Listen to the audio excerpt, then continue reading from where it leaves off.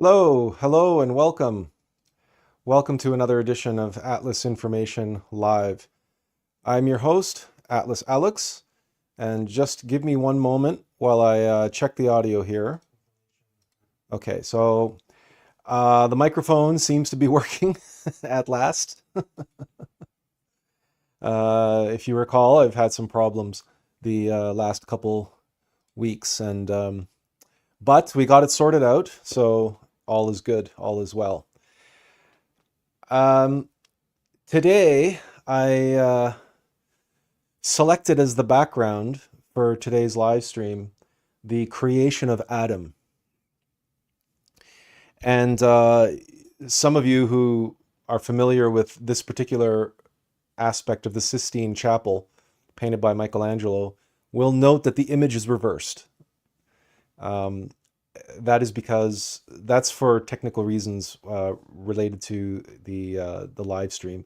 So I do apologize for the reversal of the art, but the essence or the significance of the image remains, and its relevance and importance to today's topic, likewise,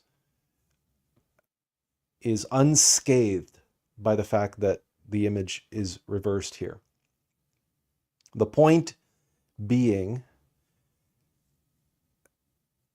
that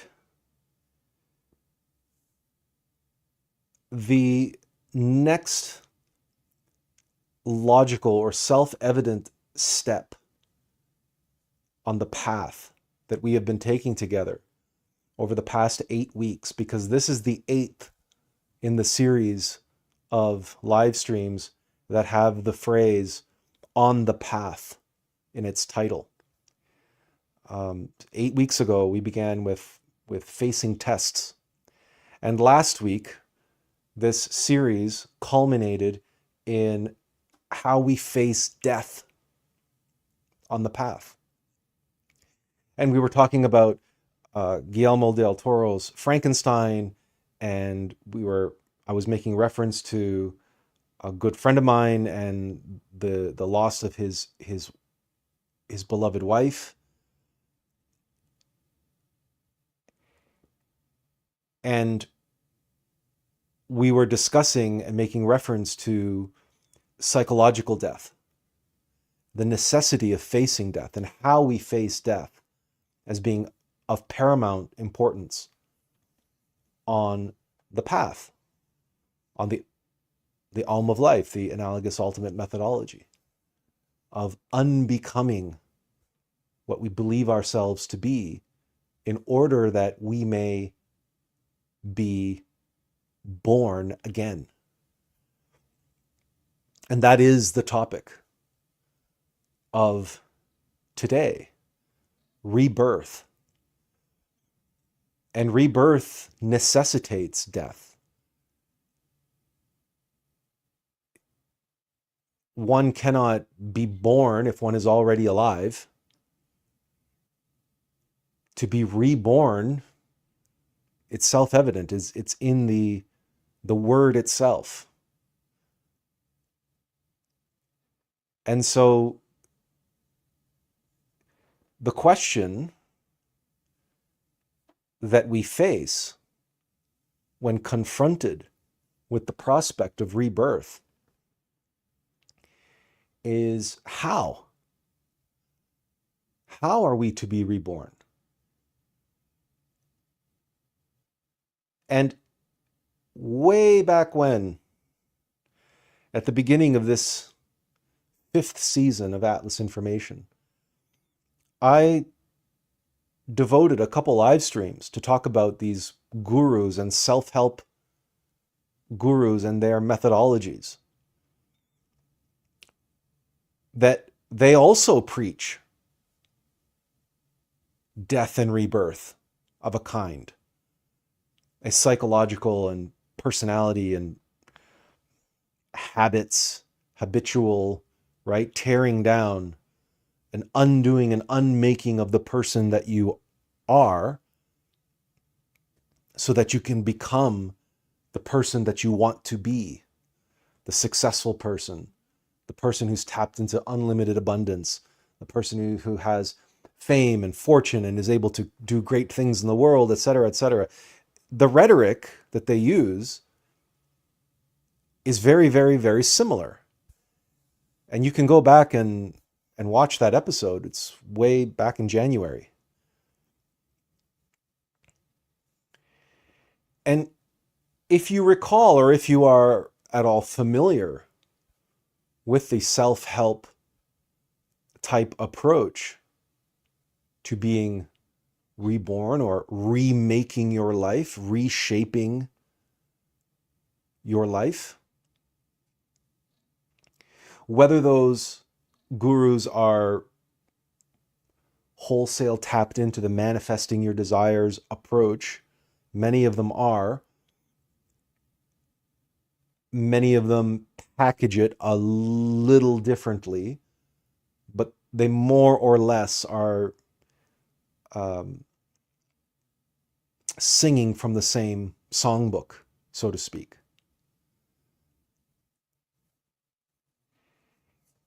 This reconstruction of who you want to be in order to create the life that you desire, they put this squarely upon your shoulders. That it is a task of the individual to go about reshaping their life and remaking themselves in the image of whatever it is they imagine or fantasize or dream themselves to be. To visualize oneself at the height of one's power, at the pinnacle of one's success and fame and fortune and happiness and abundance and relationships, etc. And if only we can visualize and articulate in our mind's eye a full and complete picture of that person we wish to be, and pour ourselves into that image, that version of ourself, that future version of ourself, and we can begin to see ourselves as that vision, as that construct in our mind's eye. And we can see ourselves being that today. We can make it happen. We can become that individual. And we can, in effect, reshape our life and recreate who we are in our own image, in our own idealized image of ourselves, that we then project out into the world, and that somehow the universe will conspire to make us that. That's, in very broad terms, broad strokes, what the self-help movement and most self-help gurus pitch and sell. And many New Age gurus pitch and sell the same thing, the manifestation of desires and the manifestation of your ideal self as you envision it. So, from their point of view, and according to their methodologies and their teachings, how we are reborn, how to achieve rebirth, is squarely on our shoulders. And it's our choice, it's our decision, it's our responsibility.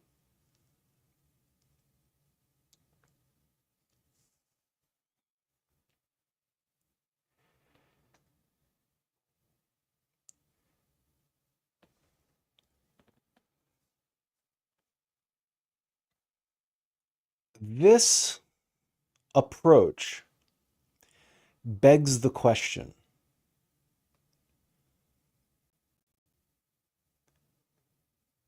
what's the difference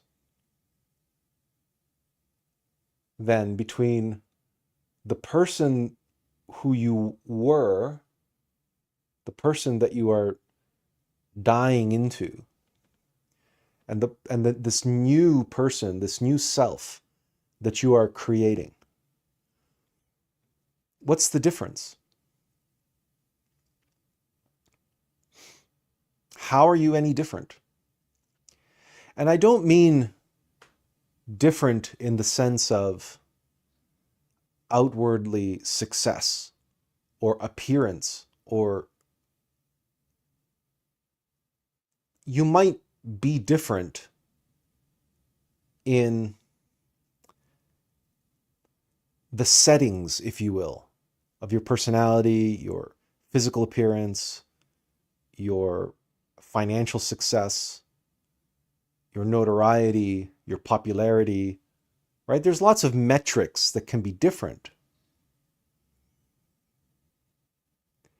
But from the point of view that the person that you were, the person that you died to, was a construct of your own making to one degree or another, but there were beliefs that you had about yourself. Even though you could argue, well, I had a terrible childhood and I had an abusive childhood and I suffered a lot of trauma and I was indoctrinated into, the certain religion or certain belief systems and so on and so forth. Yes, you can make all of those arguments that there were a lot of influences on you and they colored and affected the choices that you made and the person that you became. That sort of goes without saying, but ultimately you still had a great deal of choice in the matter of the person that you became. And now the New Age guru or the self-help guru comes along and says, well, you have the power to change. You have the power to make yourself into whatever it is you want to be. And I'll show you how to do that. And they give you the methodology and you go around doing it and boom, now you're this new self. But if you're still just a construct of your own desires, of what's in your own mind's eye and so on and so forth, you as a mortal, as a mechanical, physical, biological organism, how are you really different? Functionally, practically speaking.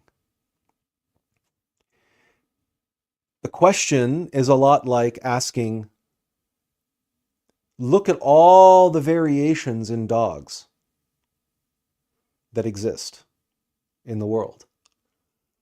Look at all those different dog breeds. Look how different they look from one another. And yet, they're all dogs. They're all the same species. And in fact, they can all mate with one another because they're dogs. Despite the fact that they're very, very dissimilar in their characteristics, in their personality, in their physicality, in their athleticism, in their propensity for certain skill sets, i.e. herding dogs, working dogs, water dogs, retrievers. I mean, you name it. There's every type of dog for every type of work under the sun. And you look at that vast variation, and yet they're all dogs.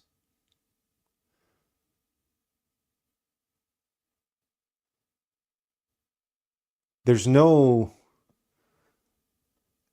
evolutionary difference. And following any type of worldly approach or singular self-help approach whereby you design who you wish to become, how you wish to be reborn, to be born again, to achieve rebirth after some sort of psychological undoing or unmaking. It's just like somebody, interbreeding different breeds of dogs, trying to create a designer dog. They might create a novel breed of dog, a designer dog. But they have not created a wolf.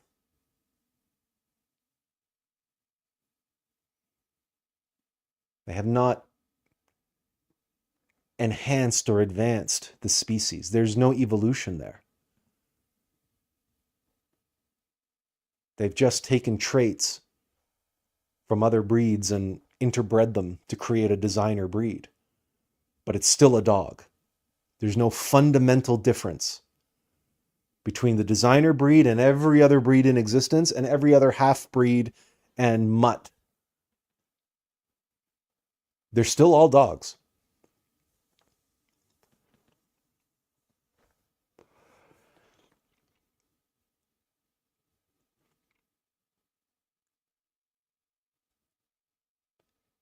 We could take this analogy into the world of technology and AI. And we could ask the question, is AI really creating anything? And the answer is, of course, no, not really. And why isn't it? Well, it's just taking that which exists and using fancy statistics and fancy algorithms to reposition and reorient and repurpose all of these existing things to constitute something which appears to be new and different.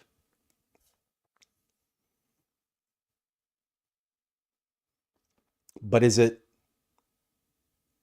revolutionary? Is it that different?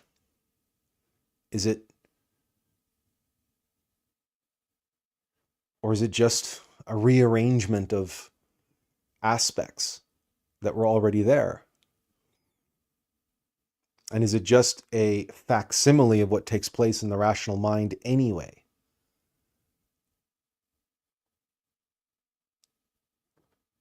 It is not truly revolutionary. It is not truly enlightened. It is not true progress.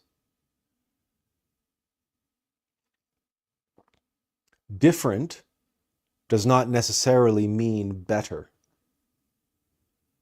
And different is subjective. You can have plenty of difference on the surface, but at the heart and core, things are the same. Again, coming back to the dog analogy, the DNA of canines is the same. It's still the same species. The genotype hasn't changed. The phenotype has changed, right? The expressions, the surface level expressions, which what accounts for all these different dog breeds and the variations between them. But the genotype, the DNA of dogs is still they're still dogs.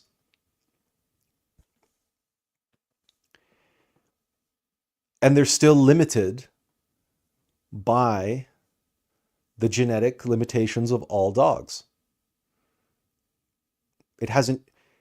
You cannot transcend dogness by just rearranging or just making alterations or interbreeding dogs. You're never going to create a wolf or a lion. Well, certainly not a lion, because it's, it's feline to begin with. But that's the point that we're trying to make. That If what you suffer from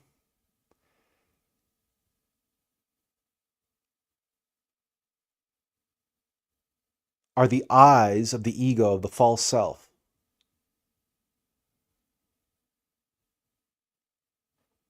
you cannot expect to be properly reborn if you hand the process over to the eyes of the false self.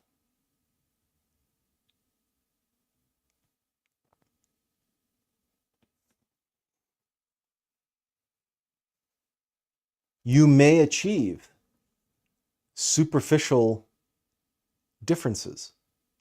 You may achieve worldly success, fame and fortune and notoriety and popularity. And you might have your choice of sexual partner, and on and on and on and on and on.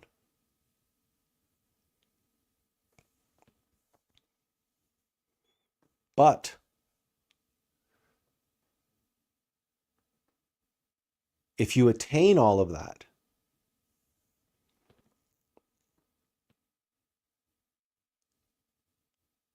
by leaning on your eyes, your desires, then you will have allowed those eyes, the causes of your present suffering, which appear to have been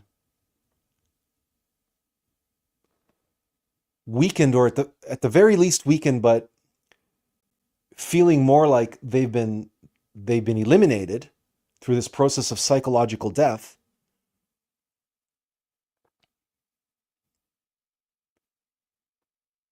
But then you turn around and you use desire to project and manifest a rebirth.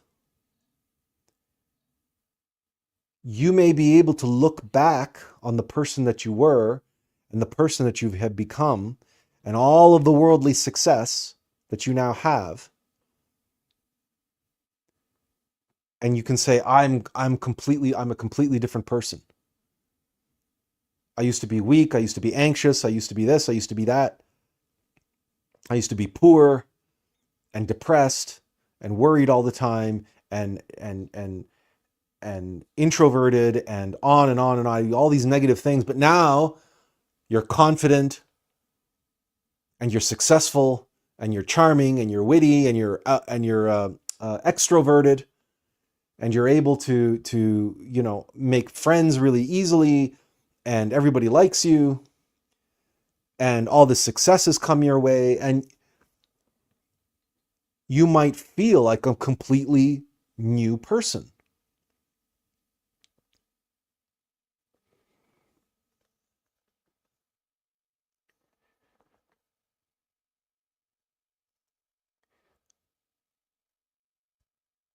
But all of that is as false a rebirth as Frankenstein's monster.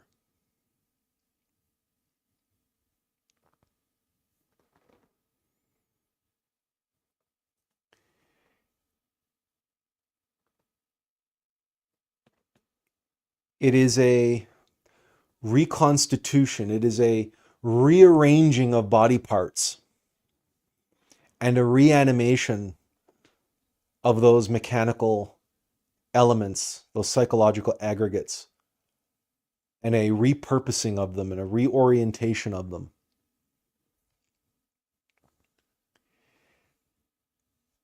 But it's still all ego. And there's no getting around it. There's no avoiding it. Remember that every ego has this duality about it. So, for example, pride and shame are two sides of the same coin. So before, you might have been sheepish and ashamed and carried a lot of guilt, whereas now you might be confident and love yourself and be very proud of who you are and who you've become. And that newfound self-confidence, that is one of the most prized virtues of the self-help movement and the New Age movement, self-love, you might hold that aloft and champion that as a great torch of virtue and a sign of progress.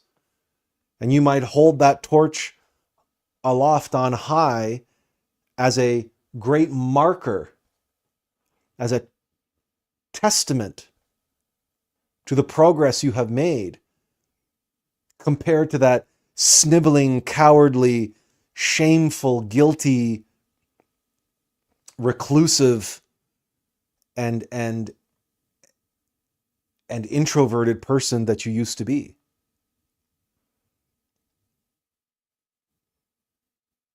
But because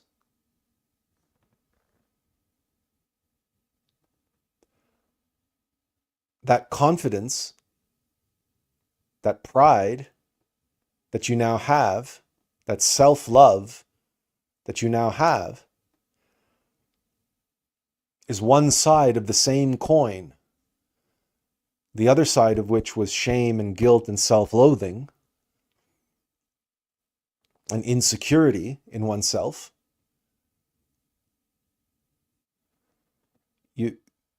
You simply robbed Peter to pay Paul. It's the same ego. It is exactly the same psychological aggregate. Before, you were a cowering, shivering little, toy poodle shivering out in the cold. Now you're a robust husky, reveling in the ice and the cold, laughing in the face of gale force winds and biting temperatures, biting cold, freezing temperatures, right? Or an Alaskan Malamute, or a German Shepherd, or whatever mighty, strong, powerful, confident breed. It's like the polar opposite of what you were before. But appearances can be deceiving because they're both dogs. You haven't changed your species. You haven't changed your nature. You're simply expressing the same genotype a different way. And down the line, all the psychological aggregates down the line have this duality about them, whereby they can reorient and reconfigure themselves in such a way as to make you believe that you are reborn. But you are no different than you were before, because your essence is no more liberated than it was before. Only instead of being in a prison, in a cage of suffering and feeling like you are contained and constrained, now the manipulation and control over your life is achieved through mobilization, not restraint, but enabling and encouraging and promoting, not denial, but indulgence.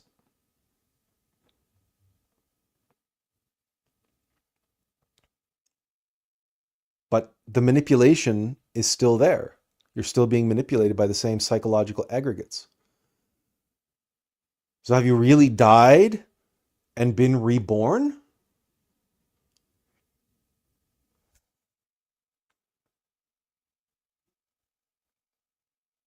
Are you really evolved? Are you really improved? Have you really helped yourself? Are you making actual progress on the spiritual path?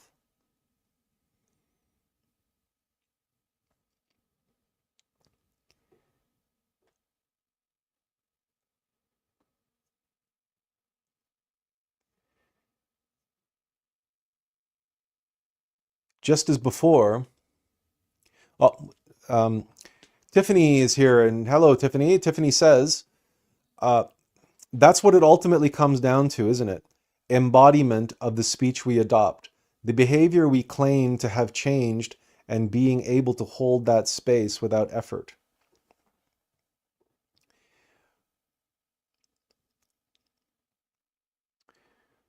Yes, but this is the point that I'm saying, is that it doesn't matter. It doesn't matter. Embodying the speech that you adopt, if it's your speech, it doesn't matter. If it's coming from you, it makes absolutely no difference. You are making absolutely zero progress. This is the lie. This is the bullshit that has been spread. That if you just change your speech, you can change yourself. No, you can't. Period. That's the bullshit. You can rearrange the deck chairs on the Titanic all you want, but you cannot change the Titanic by rearranging the deck chairs. This is the point that I'm making. This is horseshit, this statement. You have to embody your speech, and then that changes your behavior, and that changes who you are. No, it doesn't. That's the lie. That's the illusion. Because if it's your speech and it's coming from you, it's coming from your ego, then you've changed nothing. It doesn't matter if you're negative or positive. It doesn't matter if you're a narcissist or what you are. It doesn't matter if you're sheepish and guilty or proud and overconfident. It's the same psychological aggregates. It's the same false self. No, I don't believe I've interpreted what you said. Your embodiment will be egoic. Changing your speech changes nothing, and being the embodiment of changed speech changes nothing. If that speech is coming from you. This is why affirmations are bullshit. They do not work. You can go around telling yourself that you are a god all day and all night, and you can go out into the world and do positive things all day and all night. This is not getting you one hair, one stitch closer to becoming a God man, a God woman, an embodiment of the Christ. So Tiffany says, then what are you trying to say as far as getting past the point and reaching through embodiment of, or the lack thereof? Well, I'm getting to the point. But the point that I'm trying to make is that we mortals cannot be responsible for our rebirth. Our death and rebirth is not in our hands, because we will be a human doing. And if you are a human doing, you're a human doing it wrong. Period. You, Tiffany, the mortal, I'm talking about the mortal now, just like me, Attila, the mortal that you see here, the physical face and mouth that is on here every week, yapping. If it was me, just me here now, talking to you, this would be a complete waste of your time. You would not be coming back. You come here precisely because it's not me. And Tiffany says, I'm not saying that we're responsible of our rebirth either, other than our choice to do so. Okay, but this whole embodiment of speech stuff, it doesn't matter if you're the embodiment of your speech. That's you doing, that's you trying to do. This is really, really important. And this is the point that I am trying to get to, is that it's not your choice to be reborn either. It's your choice to die. It's your choice to die. It's your choice to surrender. It's your choice to acknowledge that you are not qualified. You are a mortal vessel. You are a character in a video game.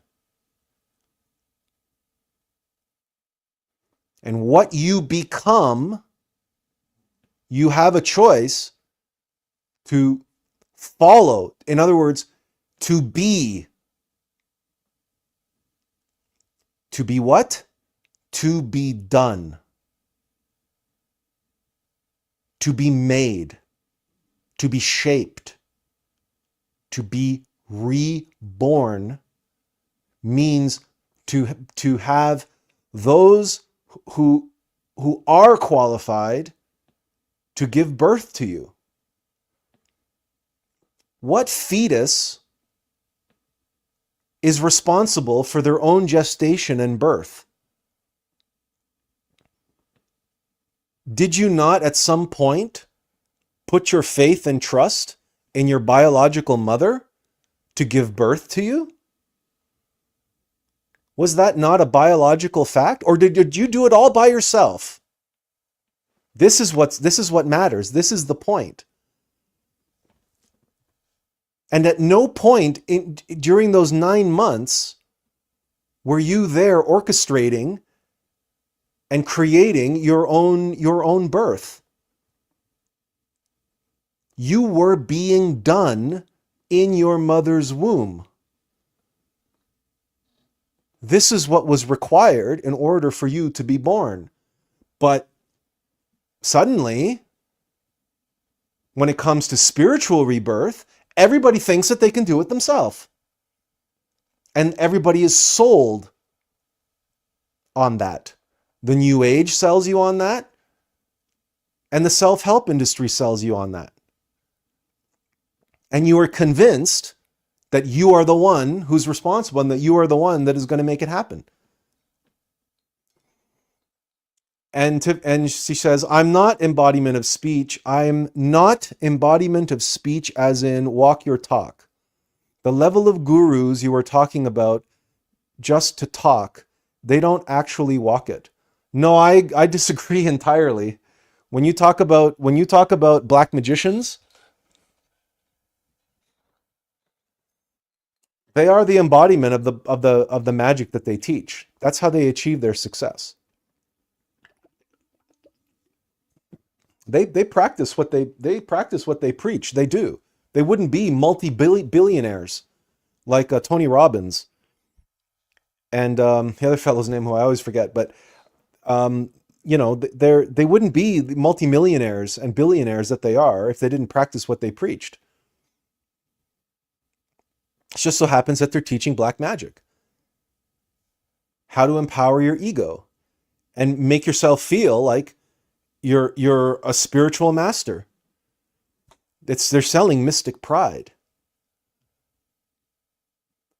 And they talk about psychological death and they talk about being born again.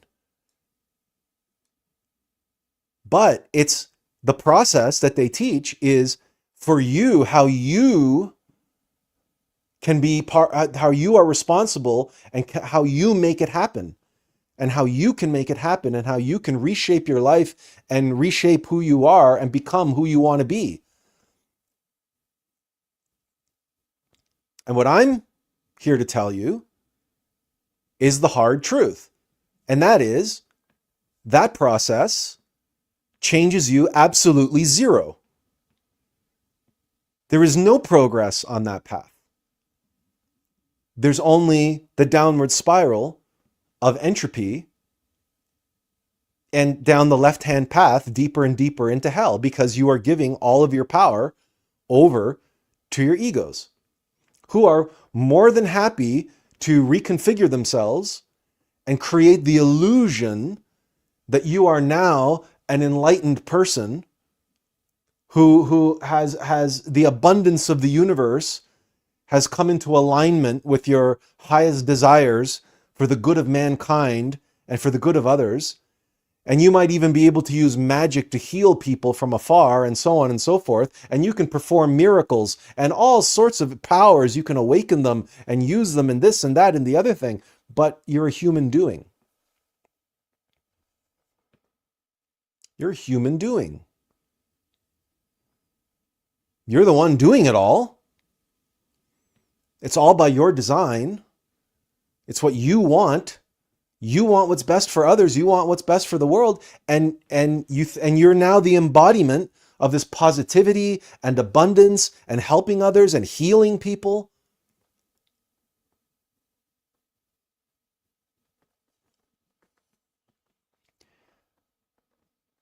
But unfortunately, your awakening is a demon.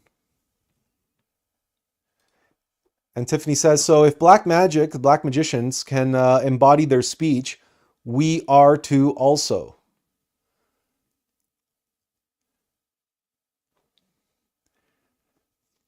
And then she says, able, we are,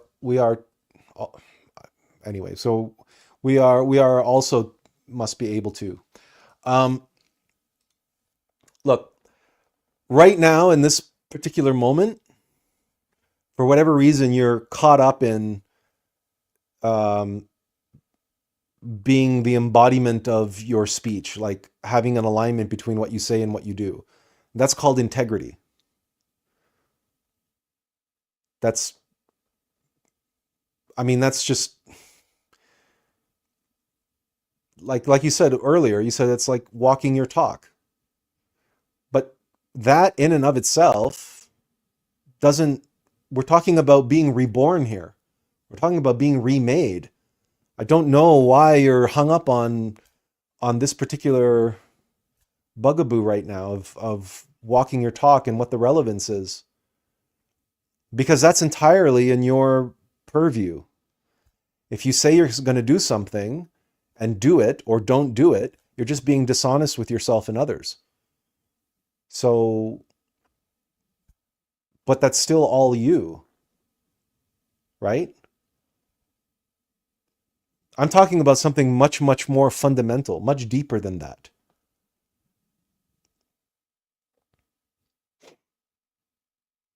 To be reborn, rebirth, to die psychologically is to get yourself out of the way of yourself. We were talking about this last week when we talked about death. Well, how are you reborn?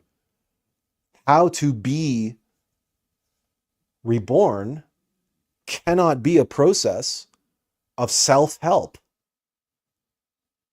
because the self that is doing the helping is the very self that was getting in the way in the first place. So it doesn't matter. As I said, it doesn't matter. You can sit and meditate every morning or every evening and repeat mantras in your head and those affirmations that the New Age loves. No, I don't.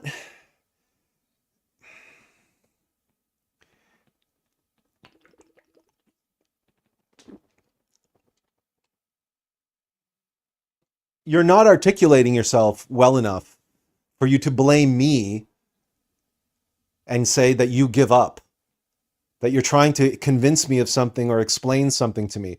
No, I have not misinterpreted anything. There are others watching, they can affirm, right? You just haven't articulated yourself properly. Don't blame me. And don't throw it back in my face in a passive-aggressive way, because that's what you're doing right now. Like, I've misinterpreted you. You've come here to learn how to be reborn, And you've done nothing this entire time but been a human doing. You're not receptive. You're not open.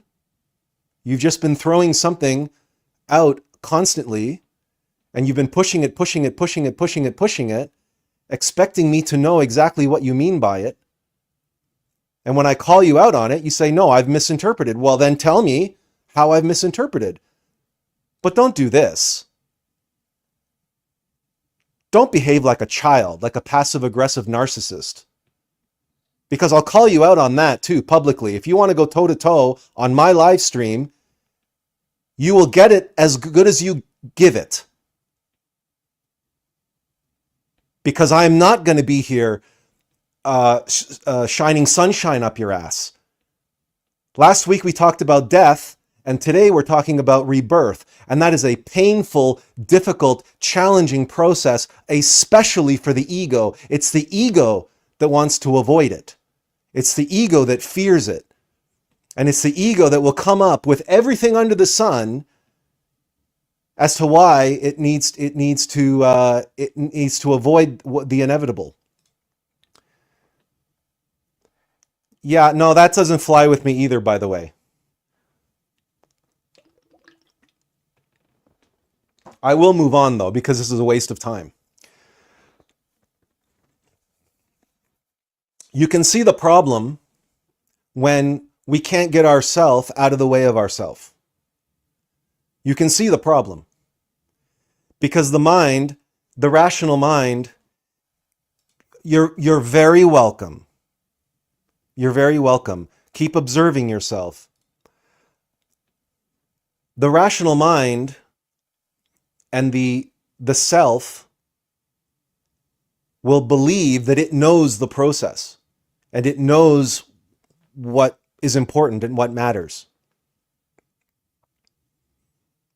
But it's not until you go through a process of losing everything and being stripped down and stripped bare right down to the bone. And when you're dragged into the ninth circle of hell and everything has been taken away from you and you've been completely humbled and humiliated, not by somebody else, but by your own divine mother, by the universe, by life. Someone who is very close to me recently lost her house and all of her belongings in a fire.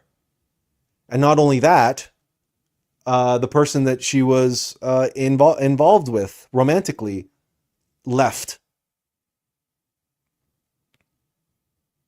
And without getting into any detail of any significance, the last, let's say, 3 months of her life has been this constant, incessant process of having one thing after another stripped away and taken from her until eventually she loses everything.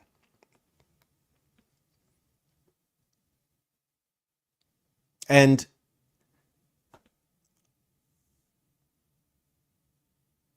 she finally finds herself in a place where she has the ability to see and to recognize what is actually important and what matters. It's only through that process of being torn down and being stripped away, and everything that we thought was important and that we thought mattered to us is taken from us, that we are become something akin to a clean slate. You can think of a crude analogy of refinishing furniture. If you have antique furniture or any sort of painted surface or something, it might have decades upon decades upon decades of layers and layers of paint and varnish and lacquer and plaster and who knows what. And part of the refinishing process, the first part, the essential part, if you're going to refinish wood furniture or any wood carving of whatever, and you're going to bring out the natural beauty and the essence of the wood, you have to strip away all the layers that have accumulated on that wood over the centuries. And you strip it down to its essence. And then you refinish it from there. So its essential beauty, its essential truth can be revealed again for the first time, because it's been buried under who knows how many layers of bullshit. And that's what that tearing down, that's what that humiliation process is, that humbling. That's that process of psychological death, the death of those egos that were so self-important, that put itself first, that was busy being a human doing. I'm spiritual, I'm good, I'm this, I'm that, I'm positive, I am giving, I am loving, I. No, until you get to that point where you go, I am nothing. I am insignificant. Not I am worthless. That's also ego. Not self-deprecating, right? Like Catholic guilt. Oh, I'm a sinner. I'm worthless. I'm dirty. I'm evil. I'm a demon. I'm all, that's just the ego playing, being clever and insidious and subtle,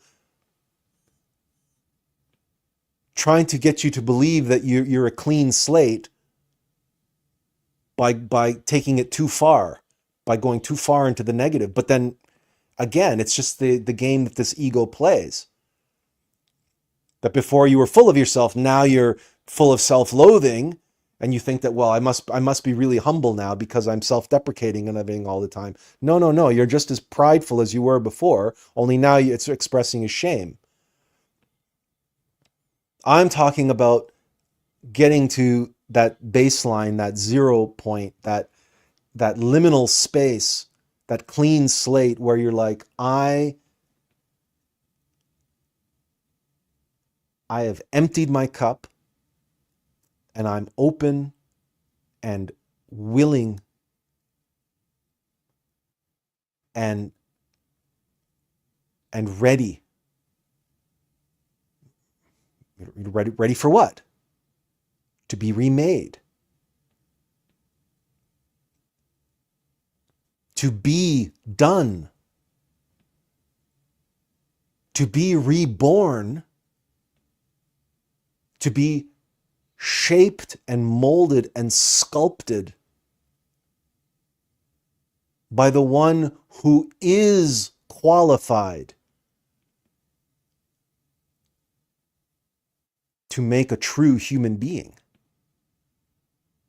to create life, to create a true human in its own image and likeness, as God created Adam, made in the image and likeness of God. No matter how much integrity you have, no matter how good a person you are, no matter how much you walk your talk, you are not qualified to make yourself in the image and likeness of God, because you are not a God, just like I am not a God. I'm not qualified to make myself into an image and likeness of God. How? Where would I begin? The born-again Christians think that all you need to do is read the Bible, because that's the word of God and that tells you exactly what to do and how to be. And you got to be, oh, you just got to be Christ-like. And you got to believe that Jesus Christ and accept Jesus Christ as your Lord and Savior. And now, poof, you're reborn. But all of that shit's in your head. That's just beliefs in your head, beliefs in the mind. What makes somebody think that they are qualified to make themselves in the image and likeness of God? What does God look like? Do you know God's nature? Are you that intimate and have a one-on-one relationship and direct knowledge with God? Are you that connected here and now in this moment that you can tell me exactly what God is thinking and feeling, and that you have the same creative power and potential? Because guess what? If you do, you are already in the image and likeness of God. So there's no point to be remade. There's no point to be reborn. But if you only think you do, and it's all just concepts in your head, well, then you're just fooling yourself, and it's all ego, it's all mystic pride, and you're awakening as a demon, even as you believe yourself to be a god. And that's the vast majority of people in the New Age. They believe that they're one with the universe. We're all gods already. It's a holographic universe. Therefore, you take the big universe and you cut it into 100 trillion billion little different pieces, and each piece is a reflection of the whole, because that's what a hologram is. So therefore, we are all the complete universe and we are all God already. And there's no work to be done. There's nothing to be done. And you can believe that and go on your merry way.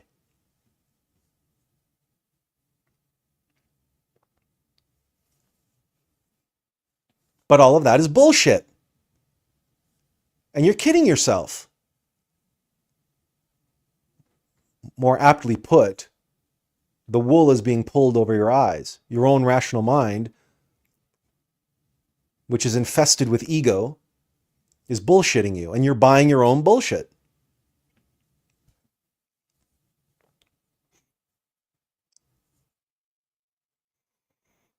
Which is why the process of death, psychological death, is such a slow and arduous one, and that the egos don't go quietly into the night, and they will put up every conceivable possible fight and cleverness and insidiousness and subtle rationalities and rationalizations to get you to believe this and believe that and avoid this and avoid that.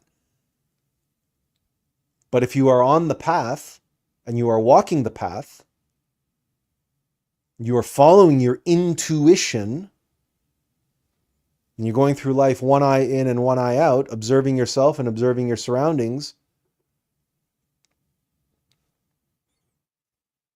and you accept that I'm not qualified, I'm just a vehicle, I'm just a vessel.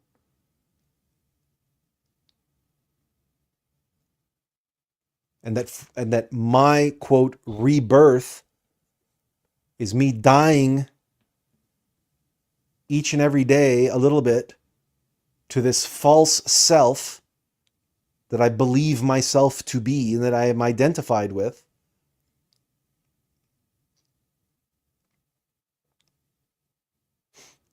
And become more and more each day a conscious vessel, vehicle, and servant for who I truly am, my innermost being, who is the player, so to speak, of this game that we are in, that we mortals are just characters in the game.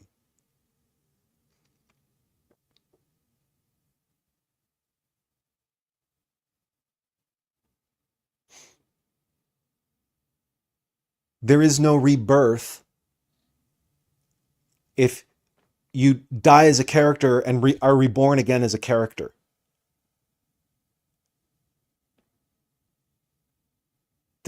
There's no progress been made. You've robbed Peter to pay Paul. That's it.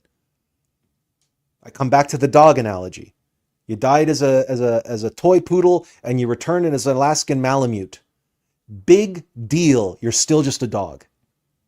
Different breed, still a dog. But can you die as a dog and return as a wolf?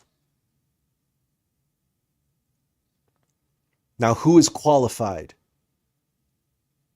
to make that sort of transmutation, that transformation, that evolutionary leap from one species to another species? Who do you think has the power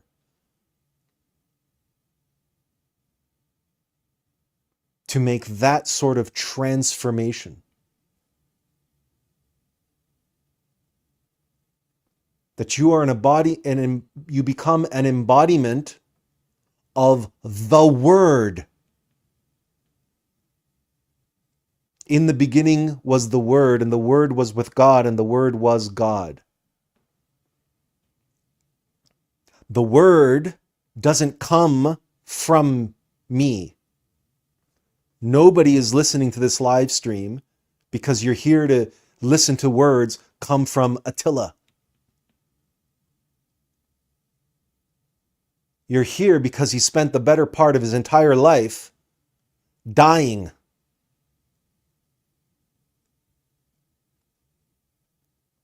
So that we, Attlas, Alux, can be here now speaking through him. That's why you're here. You're not interested in the opinions of another person. You can go to any one of 1,000 YouTube channels and 10,000 TikTok channels to listen to people spewing off their opinions and beliefs and concepts and ideas and whatnot and so forth.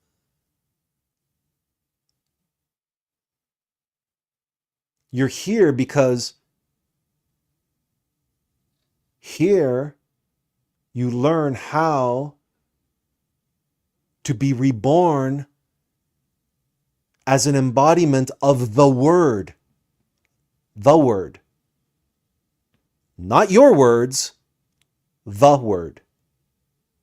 This is the rebirth that I'm talking about here today. This is the rebirth that matters. What it means to be born again of the waters and the Spirit. Because the Spirit hovered above the waters in the beginning. When we talk about those creative waters, those primordial waters, and that primordial spirit, we're talking about the Shiva Shakti of the third Logos, of the Divine Mother, the creative fire of the Holy Spirit, and the creative waters of the Divine Feminine, and the union of those two to create this entire universe that we experience here on the physical plane. But not just this universe, but also the fifth dimensional astral plane, the sixth dimensional causal plane, and the seventh dimensional plane of Absoluth, the world of archetypes. What mortal and our rational mind is qualified to partake in that process?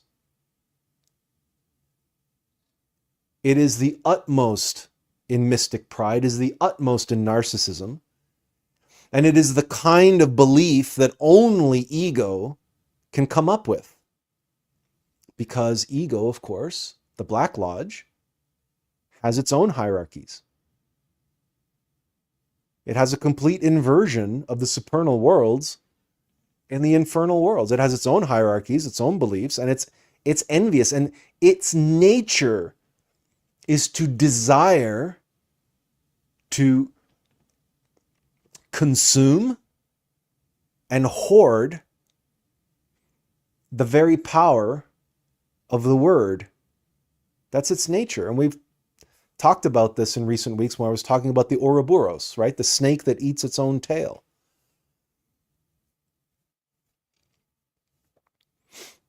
The essence of selflessness and the essence of selfishness. And how you cannot have one without the other, and that it is the eternal struggle between the two which gives birth to the universe as we know it. It's a dance, but that dance is the tango. And really, that only really means anything to you if you've ever tangoed and you know how to tango properly and you know the essence of the tango.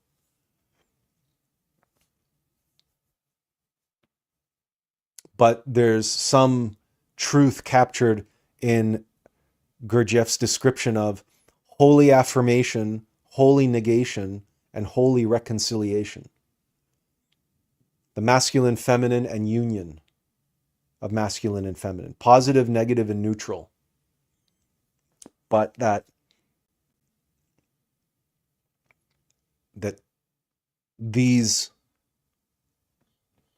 opposing forces somehow collaborate, and it's in that collaboration that creation takes place.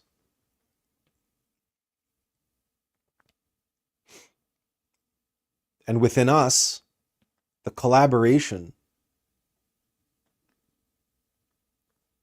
is to free ourselves from subjugation, from subjectivity, from the forces of determinism, from mechanicity, that seek to impose their will upon us and to enslave and contain our true nature, our true self. And so they create this elaborate prison that we have to break out of. But of course, like any prisoner in any prison, it's very, very difficult for a prisoner who's imprisoned to break out of their own prison, especially if that prison is like the Matrix. Because remember, Neo couldn't get out of the Matrix on his own. He needed the help of Morpheus and Trinity and everybody else to free himself from the Matrix. And like many, many movies where someone is imprisoned, even the Shawshank Redemption, where Andy Dufresne is in Shawshank prison, you can say, well, he got out himself. Did he? He had the help of Red, who was able to get him things. And if Red couldn't get him those things, Andy Dufresne wouldn't have had the tools he needed to discover the means of his escape. And if he didn't get the opportunity to work outside the prison and have those work details outside and then do the paperwork for Lieutenant Hadley and then later the warden, if he didn't have all of these opportunities that were presented to him by outsiders and those who were not in prison, he wouldn't have been able to orchestrate his own escape.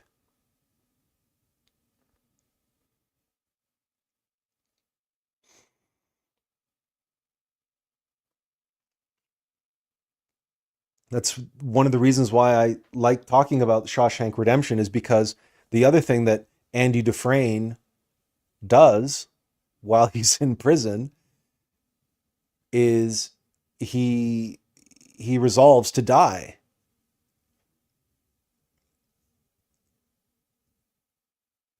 And he becomes a whole other person, Randall Stevens. And it is under that new name, with that new identification, that new birth certificate and driver's license and everything else, that he assumes that identity and walks into those Portland banks, withdraws those funds and buys a car and crosses over the border into Mexico to finally win his freedom. A new person. He is reborn. And that scene of him crawling through the sewer pipe, 500 yards of raw sewage. That's the length of 5 football fields, Red tells us. And there's that iconic scene where he comes out of the sewer pipe into the river, and he strips off his clothes, and he's standing naked in the rain as the lightning flashes, and he holds his hands up to heaven.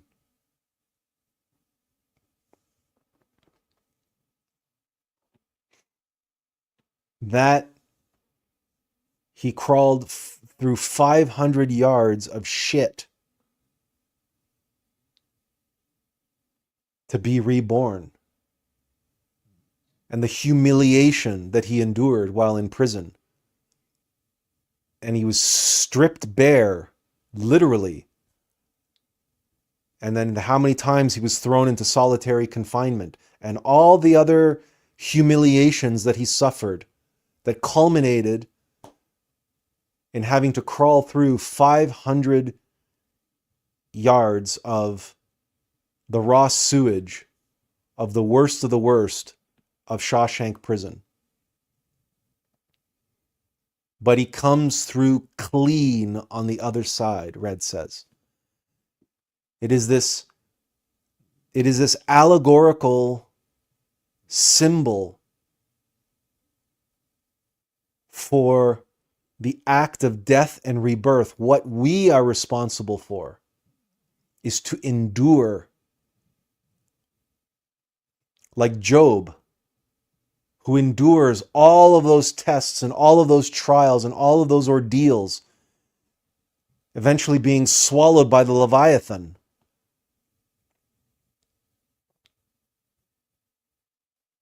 To have the patience to endure.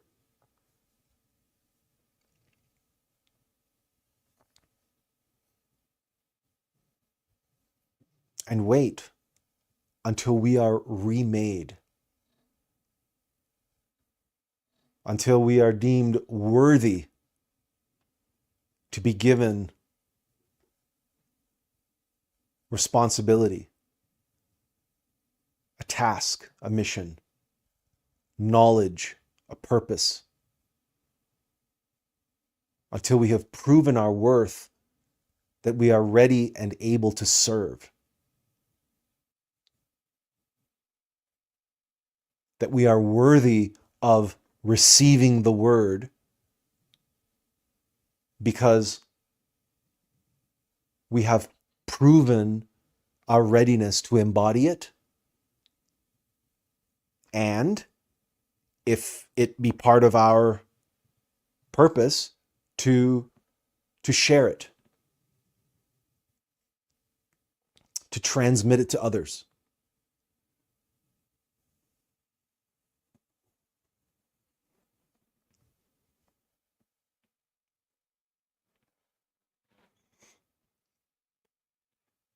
Because it's a great responsibility. And there's that, now it's a cliche line from the Spider-Man movies. With great power comes great responsibility, because knowledge is power. To receive the word is to receive power. But we cannot receive that power in and through ego, because we will abuse it. we will misuse it. Or even if we have the best of intentions, at best, we will develop further as a Hasnamusan, as one with a dual center of gravity.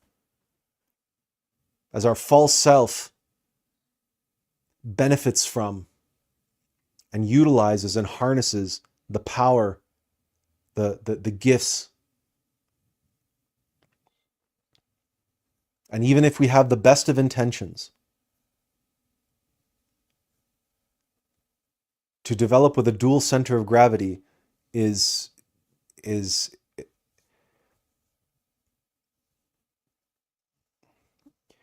that is a path that will take us deeper and deeper into hell, because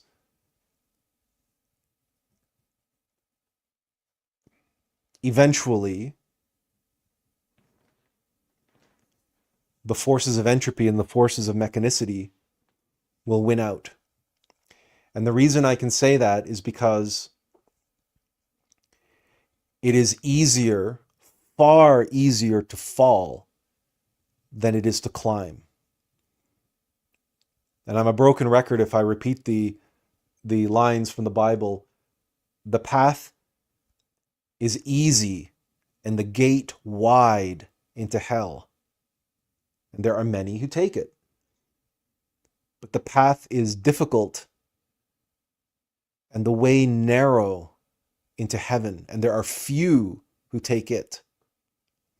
So if we have a dual center of gravity,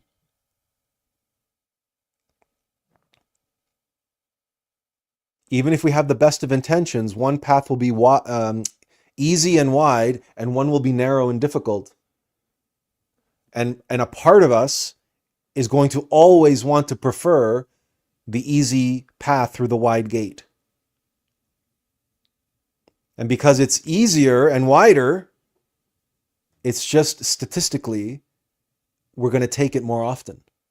And slowly one is going to grow more powerful over the other. And then eventually it's just going to overpower. And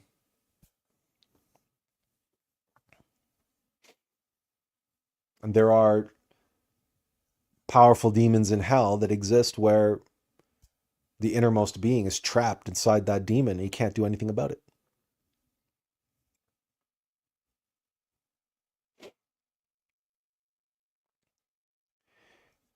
And this is really the crux of the matter and the whole point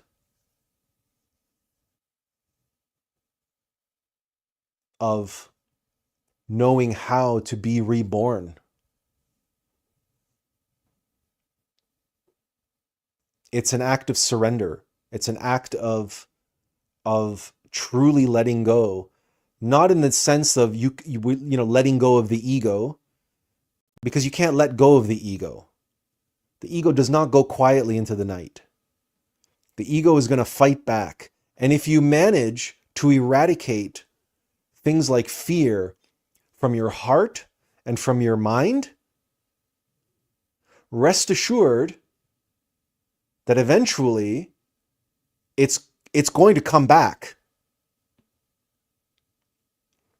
And if it can't get to you through your heart, like through emotionally, and it can't get to you through your head by filling your head with all kinds of irrational fears and paranoia and all of that type of stuff, or try to control you through controlling others and dominance and this and that, if it can't get you that way and it can't get you through your heart center, then it's going to come back in your physical center, your motor, instinctive, sexual center.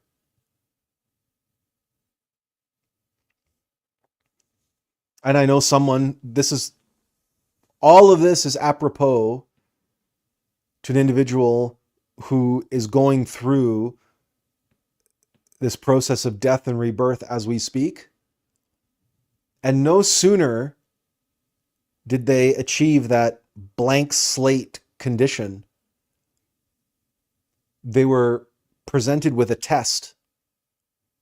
And that test, in no uncertain terms, threw everything at her that her old self would have given into.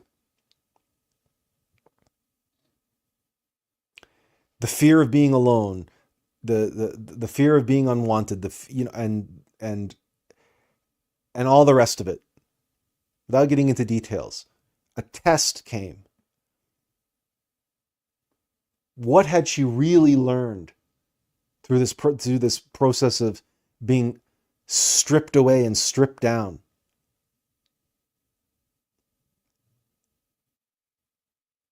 Her Divine Mother presented her with an opportunity to regress and make the same choices she would have made 5 years ago, 10 years ago. But she didn't. Within a matter of moments, she recognized what it was she was experiencing, what it was she was facing.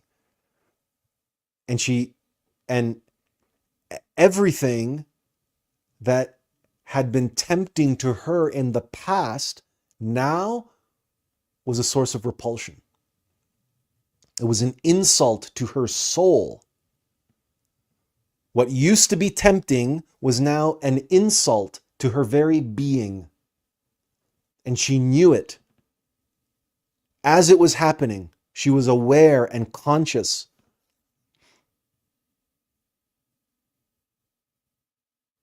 And within a very short order, she turned and she walked away from the entire situation, and she passed the test.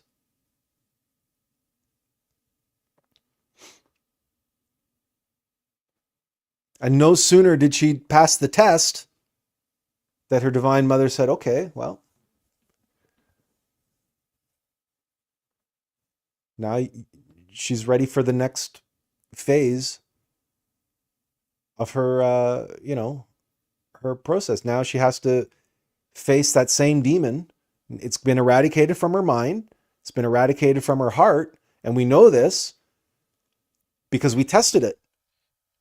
And the same fear that would have made this situation very tempting to her in the past now was repulsive to her.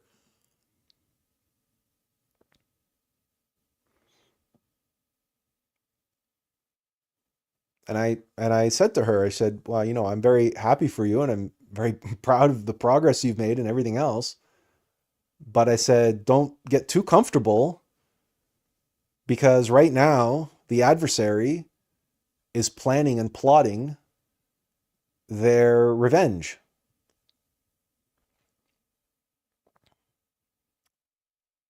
Because the egos do not go quietly into the night.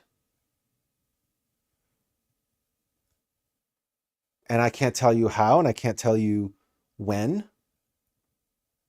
But right now, they're plotting on making a comeback and re-exerting their dominance over you.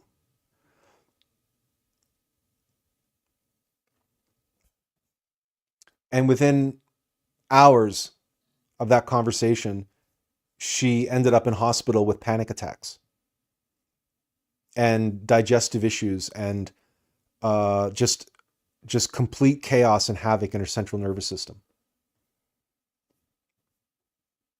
Because her fear returned with a vengeance. And it wasn't going to get her in her head, and it wasn't going to get her through her heart. So, what's the last bastion? What's the last front that the egos have to work with? We have 3 brains, remember, and 5 centers. The mental center, the emotional center, and the motor instinctive sexual center. That's our body. That's the spinal column. That's the central nervous system. And that's where fear came back with a vengeance. And she was having panic attacks and just all like total, like a breakdown. Like a nervous system breakdown in her body. Because her fear was having a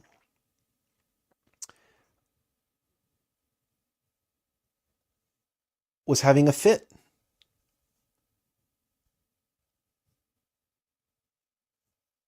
And it came back and to exert its dominance, to exert its control over her.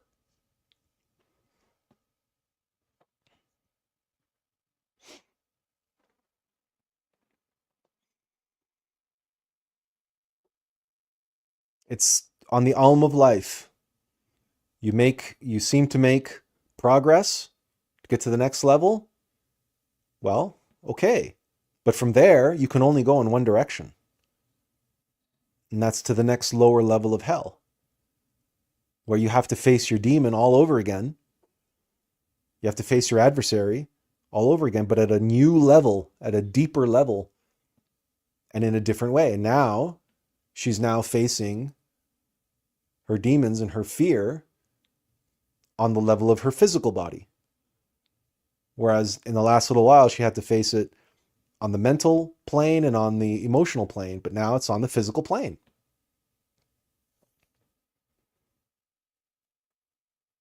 But the point is, she had absolutely no say in the matter. She did not choose to suffer panic attacks. It just simply came out of the blue. It was thrust upon her. Her adversary, her egos, fought back. I don't choose to have seizures, do I? Like many of us who suffer many afflictions, and if they're neuropsychological ones or psychosomatic illnesses and other forms of disease, these are circumstances that we find ourselves in much the same way that we are confronted with people and circumstances in our lives that just show up. But they test us, they challenge us. They thrust upon us a new series of obstacles, impediments, but also mirrors in which we can come to know ourselves better, but also to exercise and exorcise what no longer serves us. But in those moments, it serves as the adversary to our development.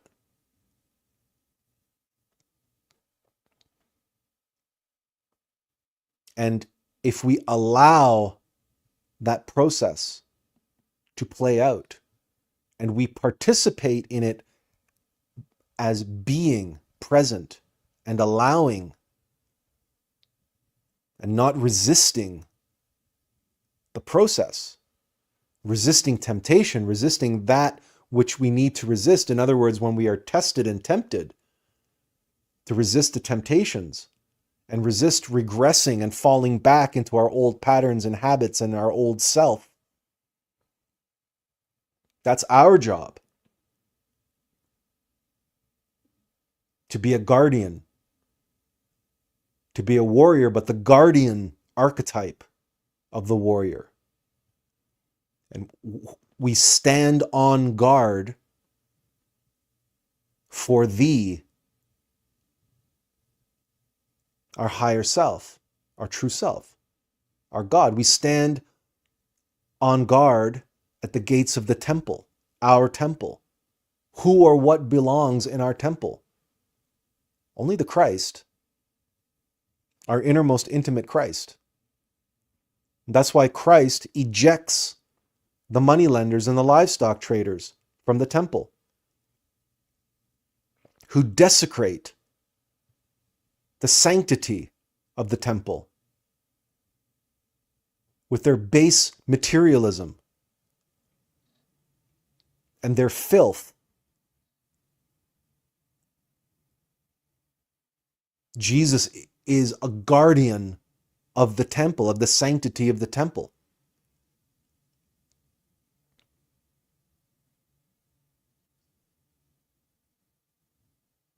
And that's coming back to that process of stripping away, washing away, cleaning out, emptying your cup of all the beliefs and concepts and ideas that are floating up around in there. Because as Buddha said, I cannot pour forth into a cup that is already full.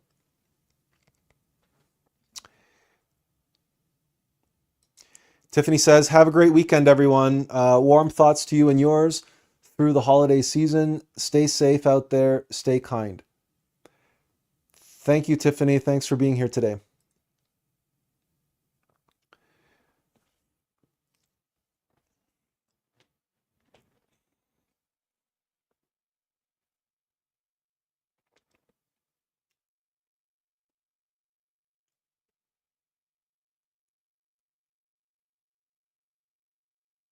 We have a very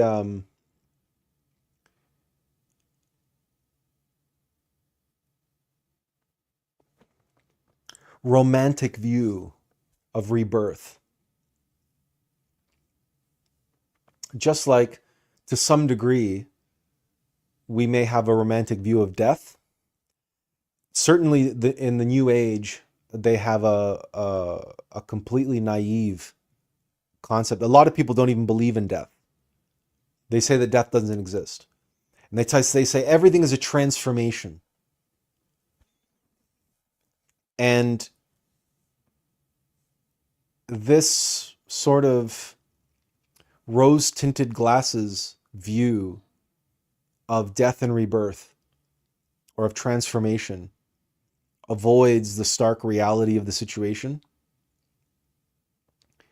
Certainly anybody who is a mother, who has given birth,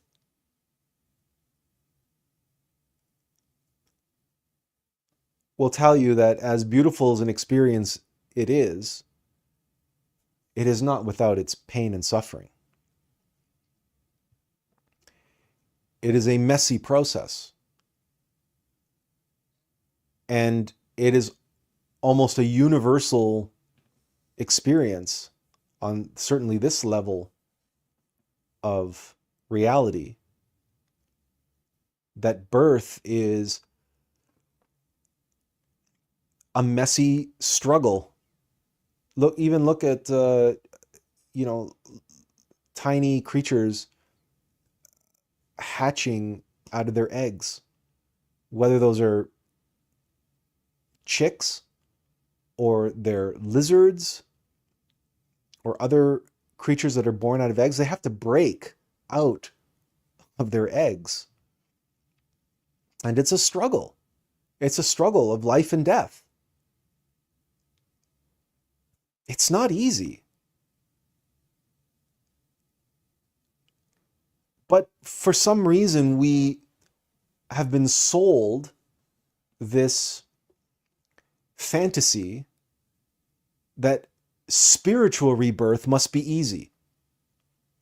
And that the born-again Christians believe that all you have to do is accept Jesus into your heart as your Lord and Savior, and boom, you're reborn. What could be easier?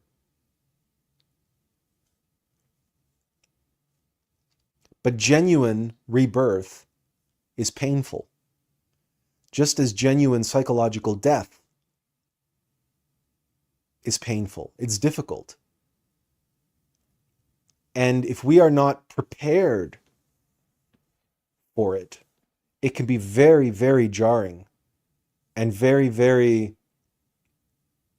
confusing, potentially demoralizing. And that's why I'm here to try as best as I can to give you the straight goods and tell it like it is, and not shine sunshine up your ass and say that everything is rainbows and unicorns and that the path is just sunshine and rainbows, and that the streets are paved with gold, and you're going to be like Dorothy and the Tin Man and the lion skipping along, singing that you're off to meet the wizard down the yellow brick road. Because no, it's not like that. And that's why I will talk about Andy Dufresne in The Shawshank Redemption and crawling through 500 yards of human feces in the middle of a lightning storm as being, closer to what it's like. So that when you do undergo your very personal and direct experience of psychological death and rebirth on the alm of life, you will be better prepared to surrender to the process of being done.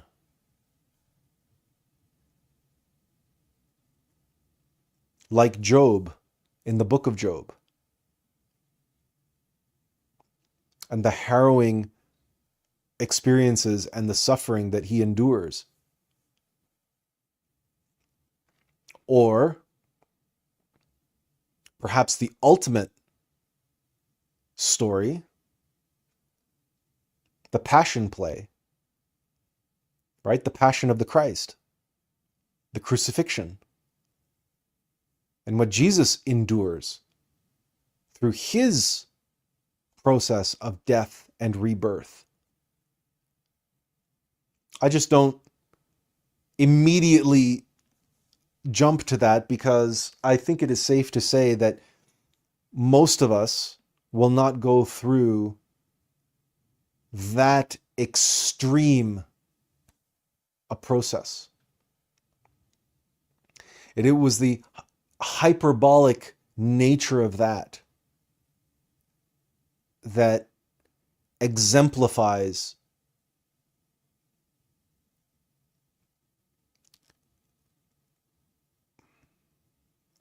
the story of Christ, but also the mystery of the Christ in the Christian tradition, as Jesus being the master of masters on this planet, and what he endured for our sake, and what he was able to change for humanity as a direct result of enduring all of that suffering.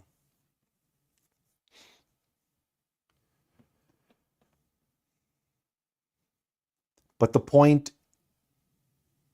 is the same, and that is, Jesus said, if anyone would be with me, let them take up their cross and follow me.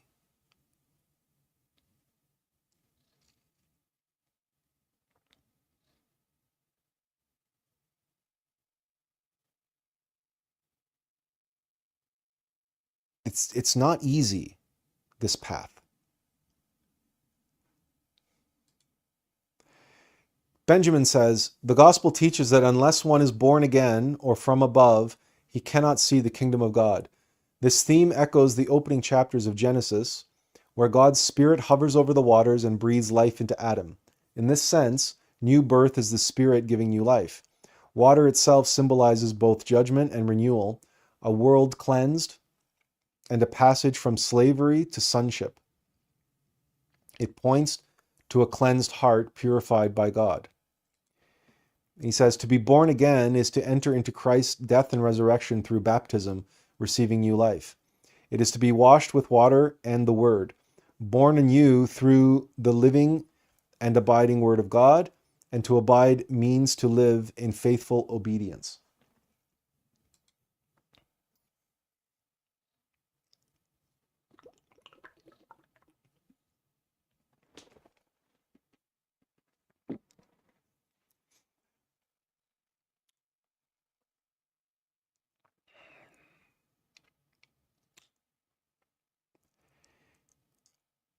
The initiation of baptism by water. You see, this whole notion of, born again and rebirth. One of the reasons why I talk about the alm of life is because it's a spiral. And as you know, a spiral has many ups and many downs on this expansion.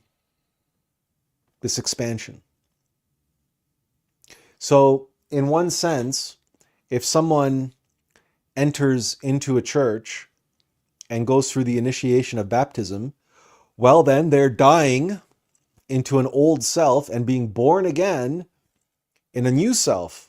That new self that initiated, they're now being born again as a Christian, whereas before they were an atheist or whatever they were. But that's just an initial step. right? We know, it's self-evident, we know from ourselves that baptism did not cleanse us of anything. Anything. Didn't. If someone's an alcoholic before they get baptized, they're an alcoholic after they're baptized. Baptism does nothing to their alcoholism. Nothing. Doesn't cleanse you of anything. It's just a ritual. If it was that easy to be cleansed of all of your sin, of all of your egos, of all of your karma, then all the Christians around the world would be saints. But they're not, just as you are not, just as I am not. I was baptized. Not only was I baptized, I went through First Communion and did all that stuff. But you know as well as I do that Christians are still sinners. They're not saved. They're still sinners. They're still full of ego. They're still full of anger and hatred and resentment.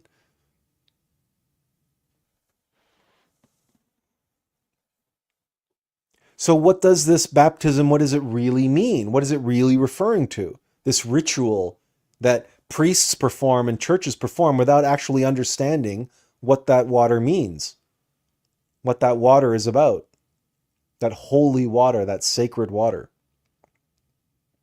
And what is the spirit that hovers over the surface of the water?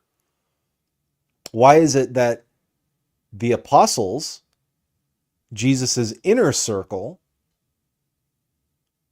receive the Holy Spirit through the Pentecostal fires?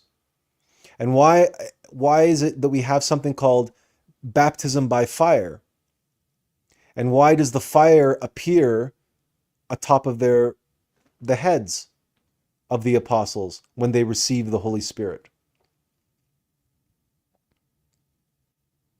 Now that is something that may not be universal in every Christian tradition, but it's certainly taught in the Catholic faith. And there is a sect of Christianity called the Pentecostals. So certainly they make some reference to the Pentecostal fire.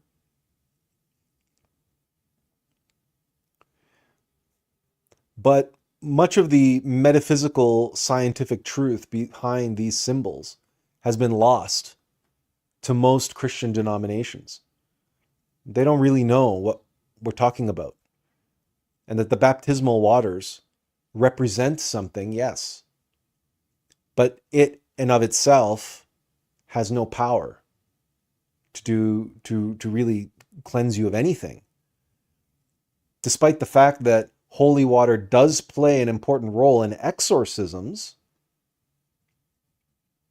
So when applied through the work of a master exorcist,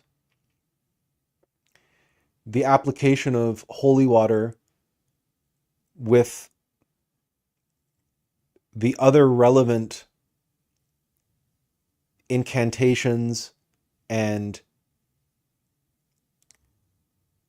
techniques of exorcism, one who is possessed can be liberated, i.e., cleansed of that which possesses them. But such possessions are, generally speaking, not karmic in nature. Those individuals weren't necessarily born possessed. It was an entity that possessed them through one means or another, and the priest was called upon to perform that exorcism, and the holy water plays an important role because it is a powerful substance, a powerful deterrent when we're talking about entities on that level.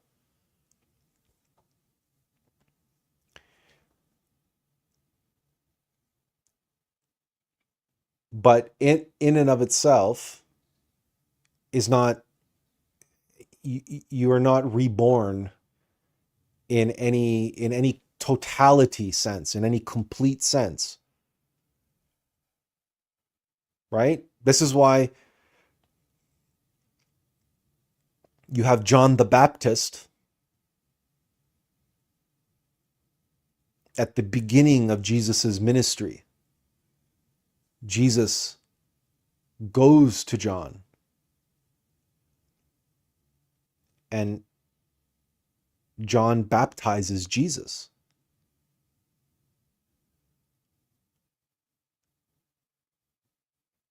But that's at the beginning of his ministry. Jesus doesn't become the Christ until his crucifixion and resurrection. He is not fully cleansed of all of his defects and vices until he dies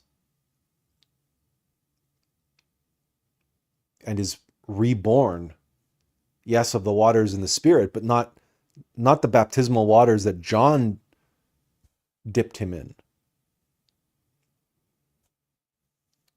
Different waters. The waters that the Spirit hovers over at the beginning of the creation is the Akash, the prana, the primordial void of the divine feminine. These are the real waters that the baptismal waters only represent by analog.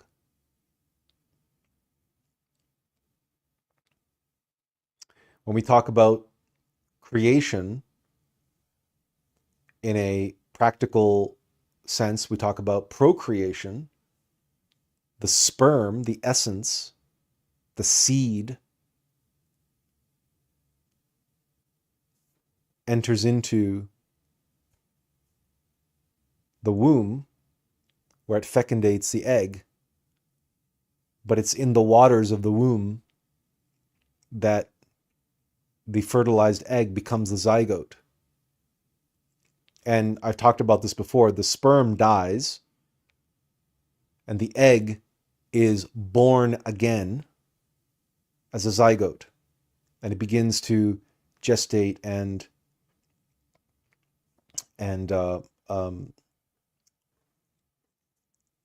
replicate, and becomes eventually like the fetus and so on. So the spirit that hovers over the waters is the essence, the manas, and the waters on that level are the primordial hume. But it's the essence, the spark, the manas that fecundates those waters of the Akash that produce the foundation for all of reality and all of the universe, which is mental.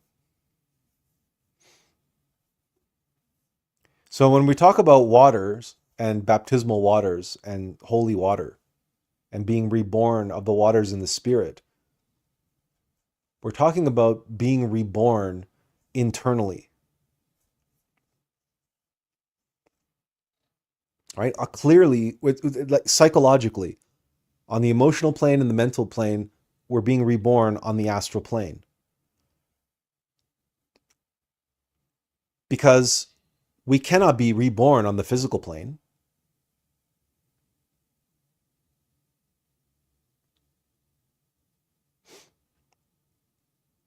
Unless we go through the process of death and resurrection as Jesus did. But on the alm of life, the many times we undergo a kind of psychological death and rebirth on that path, those deaths and rebirths are metaphysical. They're psychological.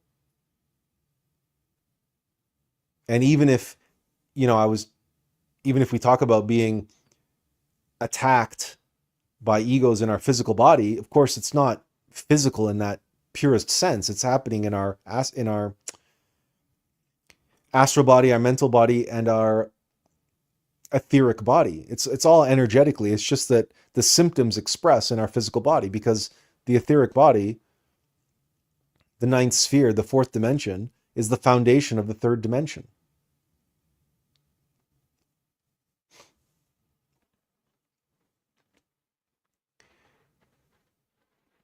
There is nothing. There's nothing to the the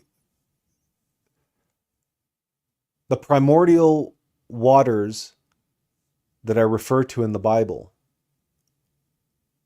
are not we're not talking about physical water here. In no way, shape, or form are we talking about that. Due to the law of correspondence, as above, so below, physical water has a lot of the same characteristics as the primordial waters. And that's why it's involved in procreation, and it has the power to build and destroy. So it has the ability to crystallize, but also to dissolve. And that's why scientists, when they're looking for planets that can sustain life, they're always looking for liquid water, because that's the only way in which we comprehend that life can exist in the matrix of water, that water is required for life. So in that sense, they're related.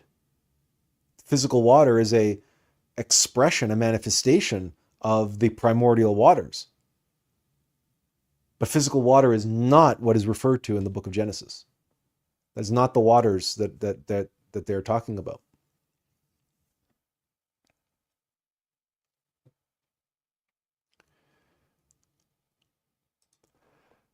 Benjamin says, I'm reminded of a scene in The Matrix where Neo and Trinity, on their way to the machine world, become trapped.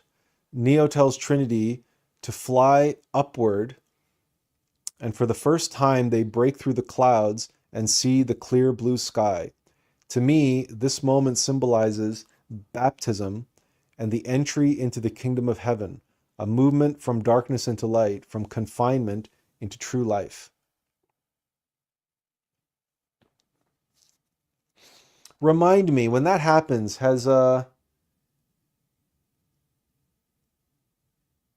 Neo already been blinded at that point? I can't remember. I understand. I remember the scene that you're referring to. I remember that part of the movie. What I can't remember is if Neo has been blinded by that point or not.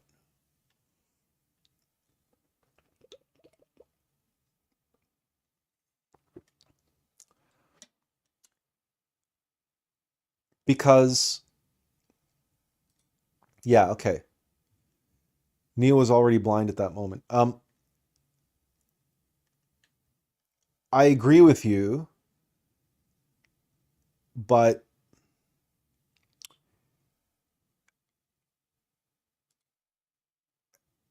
right, but he sees energetically, but not. He's seeing through his third eye. He is the embodiment there of the archetype of, we must,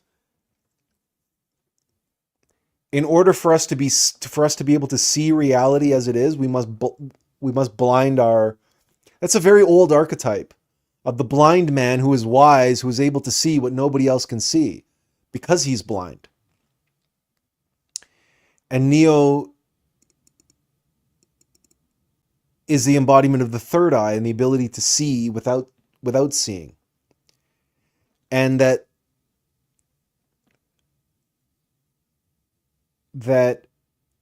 relying on physical sight is partly what obscures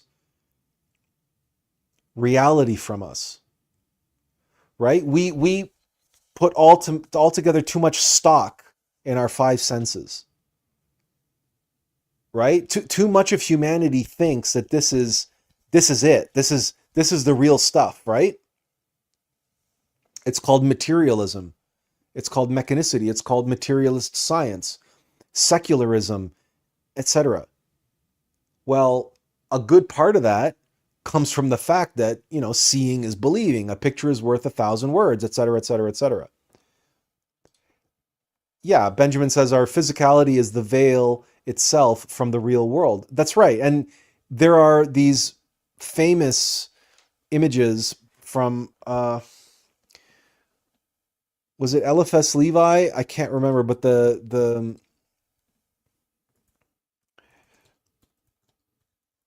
um, it's this famous. No, that's there's got to be a better version of it. How about tools size large? Uh, okay. Here, let me. Whoops. How's that? Okay. So this image is precisely that moment, right? You have the initiate here, and he's under the canopy of stars, and you have the earth and the sun, right? But he pierces the veil, like he's crawling on his hands and knees. He's crawling, and he has in his hand his staff, his spinal column, right? But he's on his hands and knees. It's down here on the earth, humiliated, humbled, that he is able to pierce the veil. And then there is that clear blue sky on the other side, right? Like now, the original version of this, I think it was just in black and white. Somebody's colorized it here. But in any case, you get the idea.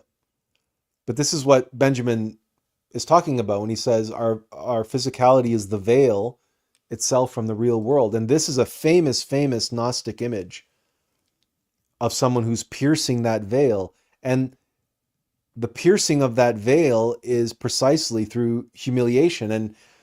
And Neo losing his sight is such a humiliation. Like Beethoven becoming deaf is a kind of humiliation. It's a being lowered down. It's being brought down to your knees.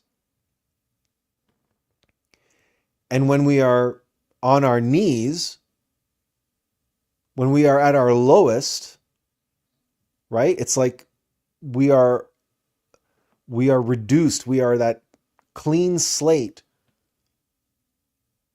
We are at our wit's end. We've hit rock bottom, right? Like all of these, this is when we can pierce the veil.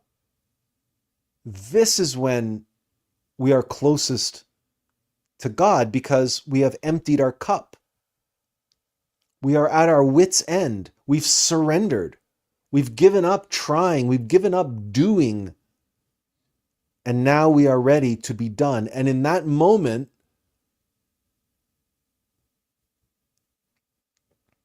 the source, the power, the way, the truth, and the light comes to us. It comes and it does us. Because we are finally ready to be done and willing to be done and able to be done.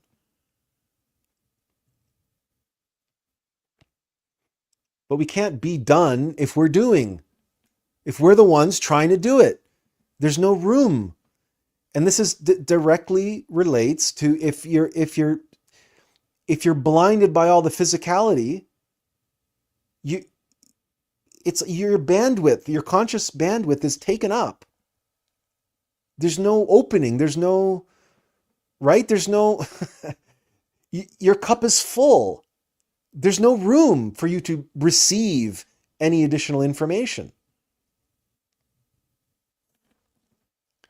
Benjamin says, I also began seeking spiritual truth during a period when I felt I had hit rock bottom. And so many people do. Because that's precisely the point of hitting rock bottom. Of being undone, of being humiliated, of being brought to your knees.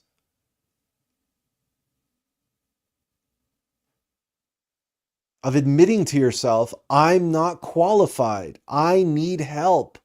I need guidance. And you beseech a higher power to show you the way,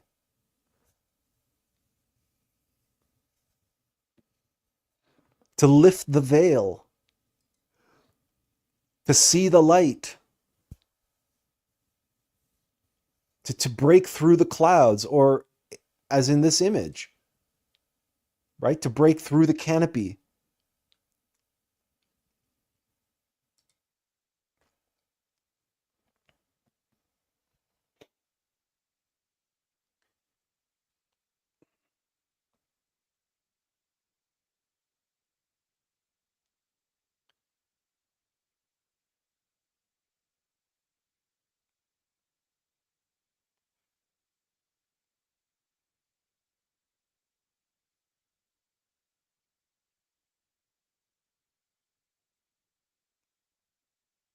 But you can't do this yourself.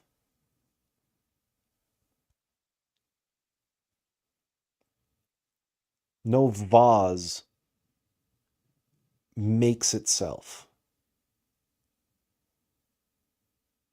It's just, it just doesn't work that way. And what we see AI making, or what we see egos making, what we see cleverness and mechanicity make, it's soulless, it's heartless, it's just slop. It's just a facsimile.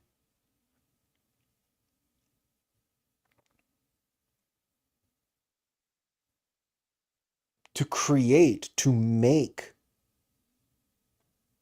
that's the work of an artist. Our inner artist. Our Father who art in heaven.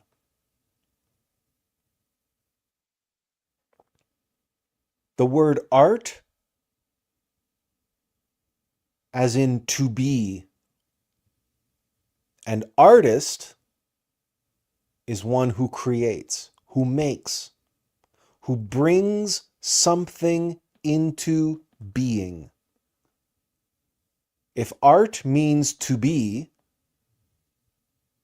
then the artist is he who is, or she, they, who bring things into being. So our Father who art in heaven, our innermost being, is the artist who brings us into being.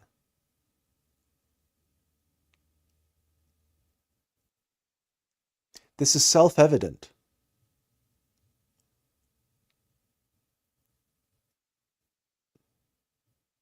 This is how we are reborn. And our innermost divine mother and her husband, the Holy Spirit are those Pentecostal fires. And the primordial waters are the fourth dimension, the ether, our sexual energy. The fire in the water are the fires and waters of sexuality. And the Pentecostal fires is the risen Kundalini to the crown chakra.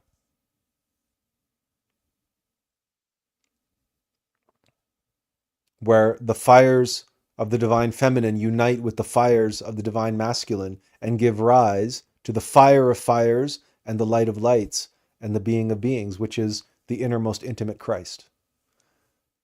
And that is almost word for word in the New Testament when the angel Gabriel says to Mary, you will be, by the power of the Holy Spirit, you will become pregnant. And Mary is the mother of God. She is the mother of Jesus.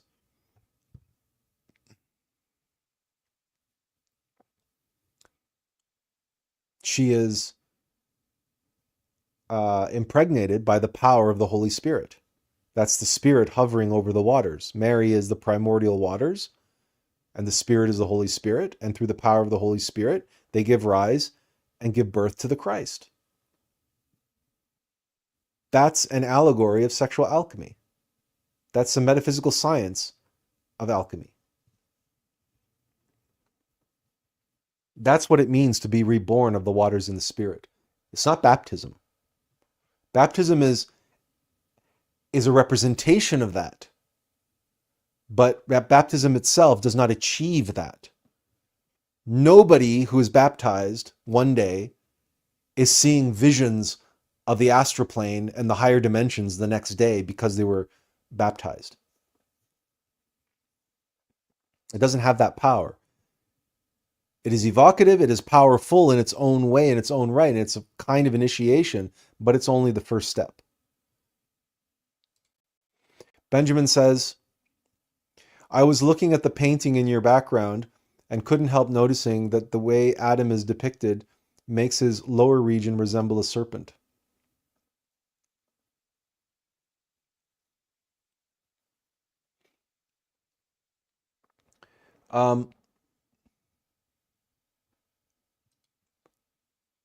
It's very positive, very possible.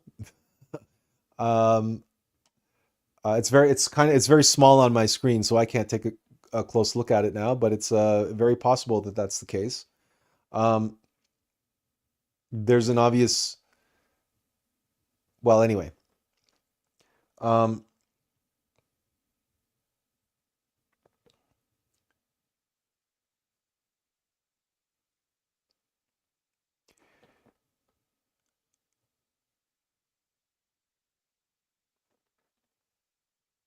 Lost my train of thought there.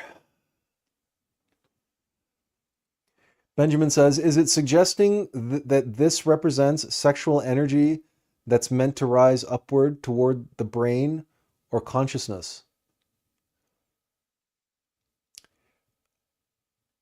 Is what suggesting that this represents sexual energy that's meant to rise above? That the painting behind me is? I don't know what is the it that is suggesting. It is true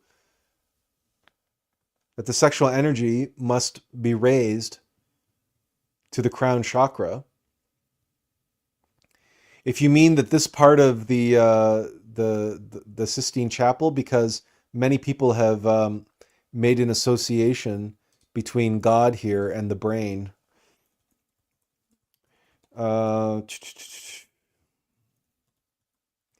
Here, let me find you.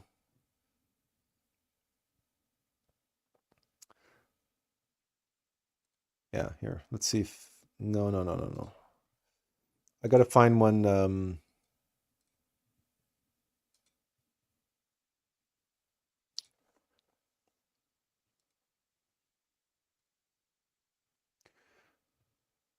Yeah, here, let's try this one.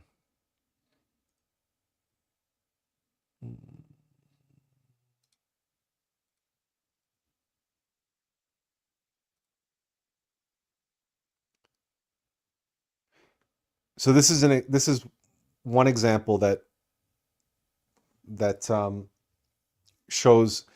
It seems to suggest that God here is in the brain, and that where his hand comes out is the pituitary gland, which is related to the pineal gland. This is not the best image, mind you. Let me see if I can find another one.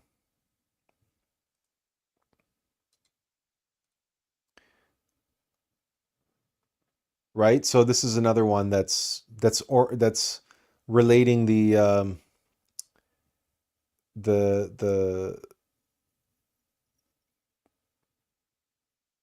this structure, or this image to the brain. And Benjamin says, yes, Adam has the serpent, and he is reaching out to the brain-like image represented by God. If we go, let's find one that we have Adam in it. If we can, okay, let's just do this one. New tab. Let's see if we can make this bigger here. Oh, can we do that? Okay. So what you're saying is that by your estimation, Benjamin, you're suggesting that Adam's hand here, it looks like a serpent, and that he's reaching out toward God, like toward that the serpent is rising up to meet the brain. It's possible that that's there.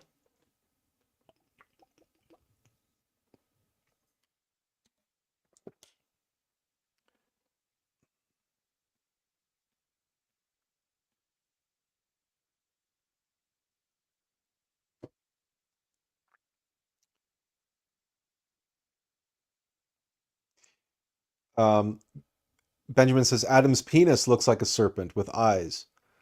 Well,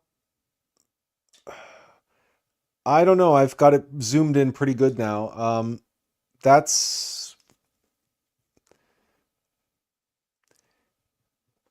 You can certainly see that if you that's I can see what you're suggesting there, and that's you know whether or not Michelangelo encoded these things in his painting. That's to me that's like sure that's interesting, and whether or not this is a brain, and whether or not like Michelangelo is suggesting this or encoding this is for me it's interesting, but it's kind of irrelevant because it makes or breaks nothing. It doesn't change anything, whether he did or he didn't. The fact of the matter is that the creative energy is the creative energy, and in us, it exists in the creative fire related to sexuality, and that the exercising, the using, and awakening of those sexual fires, but using them in the right way, is to make that creative energy available to our higher self and to the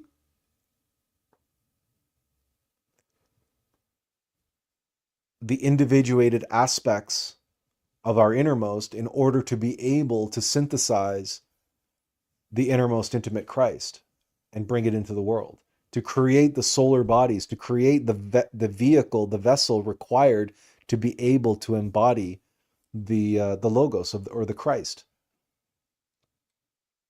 So it's that's a metaphysical science. I would say that it wouldn't surprise me. I know that Leonardo da Vinci knew much of this, and obviously, if you can see signs or symbols of that encoded in Michelangelo's work, then it's more than likely that he was also initiated in some Gnostic uh, school, and that he would have been also initiated in the practice. But we don't know for sure, and we can speculate. But again, whether he did or he didn't, it's for me, it's just interesting. To me, it's far more telling the fact that Da Vinci painted the Mona Lisa. He painted a portrait of his Divine Mother, and it's the most valuable painting in the world. Right? Now, the Sistine Chapel is also probably one of the most prized frescoes in the world. Like it is utterly priceless. So, I mean, take that for what it's worth. But the other significance here of using this image for today's topic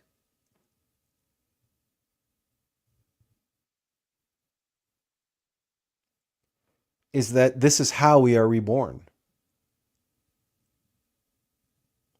To be made in the image and likeness of God, you can't do that. I can't do that. We're not gods. We're not God. Period. It's self-evident. And to be reborn, what's the point of being reborn? This is the whole where I started today's talk with. Like, what is the point of believing that you have been reborn or have gone through a process of rebirth if you are not made in the image and likeness of God as a result of that process? But the only way to be made in the image and likeness of God is you have to give way for God to take command and control of that process. And you must be willing and allow yourself to undergo that process and be receptive and receive that which is required in order to unmake the old you so that God can reshape and reform you in his own image and likeness. And because that image and likeness is your own innermost individuated essence of God, within you is a unique expression of God. Unique to you. There's no other expression of God quite like the individuated essence inside of you, your true self, your higher self, your Atman, your monad, your innermost intimate Christ.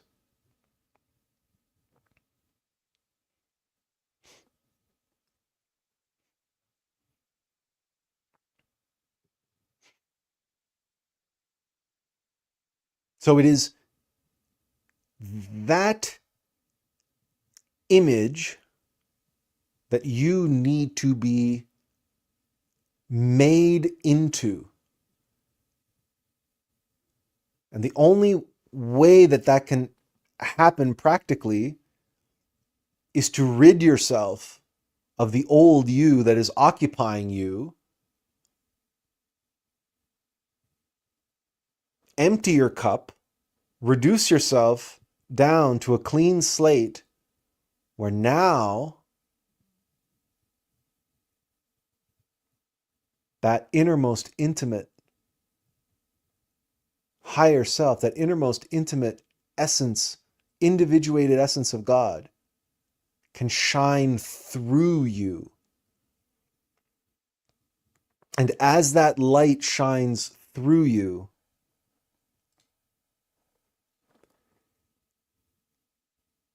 you take on its image. You become its reflection. You become its expression, its projection, its vehicle, its vessel. And then through your words and your works, people are touched by God, by your innermost essence.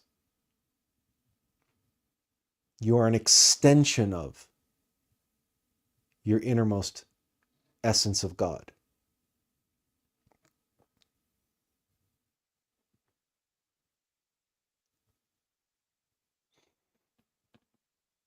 That is what it means to be reborn. Anything short of that is a kind of rebirth on the path. But any so-called rebirth that is absent of you being a conscious extension and expression of your innermost essence of God is a false rebirth. It's a rebirth of ego. It's a false self reorienting itself and reconfiguring itself to make you believe that you are reborn. Einstein said, I want to know God's thoughts. The rest are just details. Do you know your innermost essence, your innermost being's thoughts? Are your thoughts one with his thoughts? Are your words the word of God expressing through you in a unique and individuated way?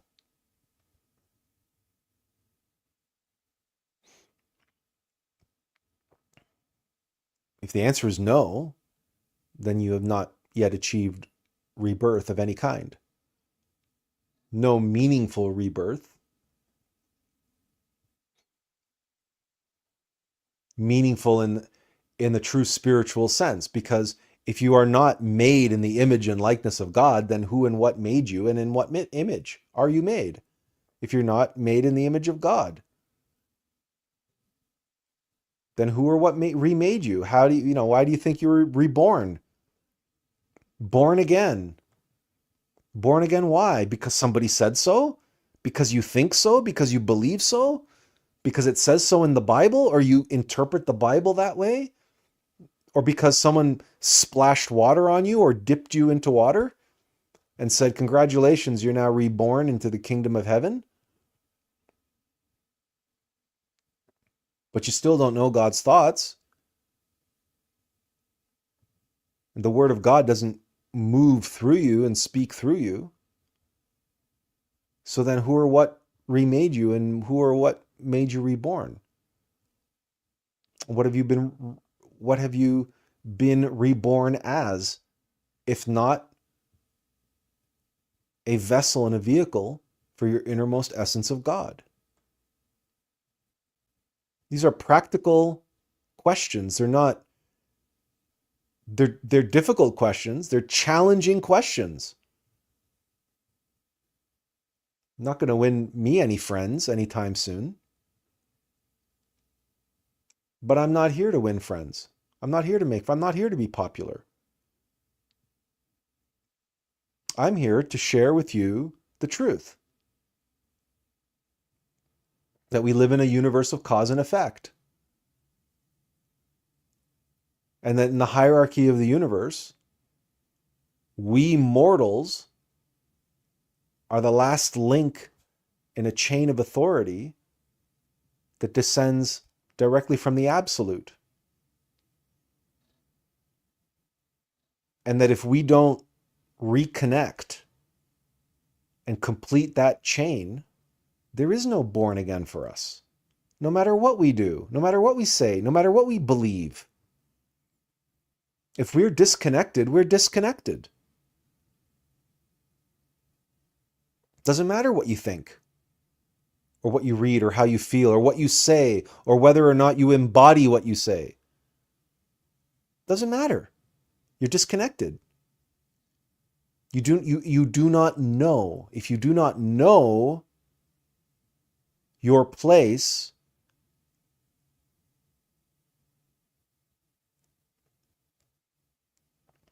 you do not live in that place, from that place,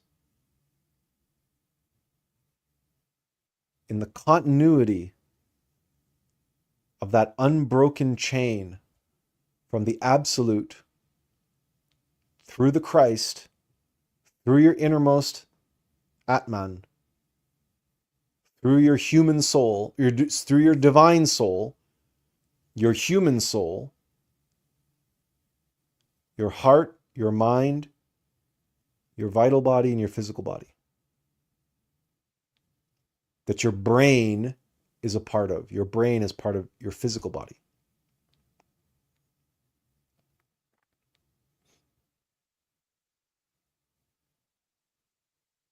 There is a sacred divine continuum along that chain. And if there's a break, a disconnect there, there's a disconnect there. Genuine rebirth is the repair of that linkage and the conscious awakening and positioning yourself, orienting yourself back into the correct, proper orientation along that continuum. Then, when the flow of knowledge and awareness begins again, and you assume your rightful place along that continuum, and you serve that continuum and that hierarchy within yourself, like the root tip serves the tree trunk.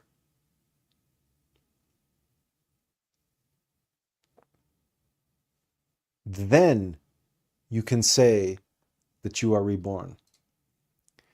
Benjamin says, I believe we need to be born again because in losing our innocence, we became shaped by the spirit of this world, whose ruler Scripture describes as the devil.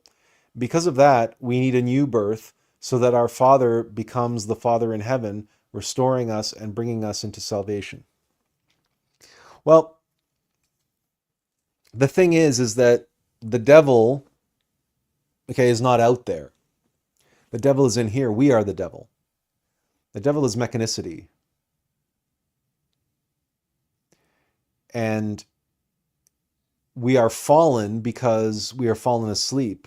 We are disconnected. We have lost sight of our continuum up the chain of command to the absolute, to God. And because 97% of our consciousness is bottled up inside of our ego, we're 97% ruled by sin, by ego, by desire. And only 3% free consciousness available to us to know God's thoughts and to know God's will for us. In other words, to receive the commands and the guidance and the insights and the inspiration from our innermost intimate Christ.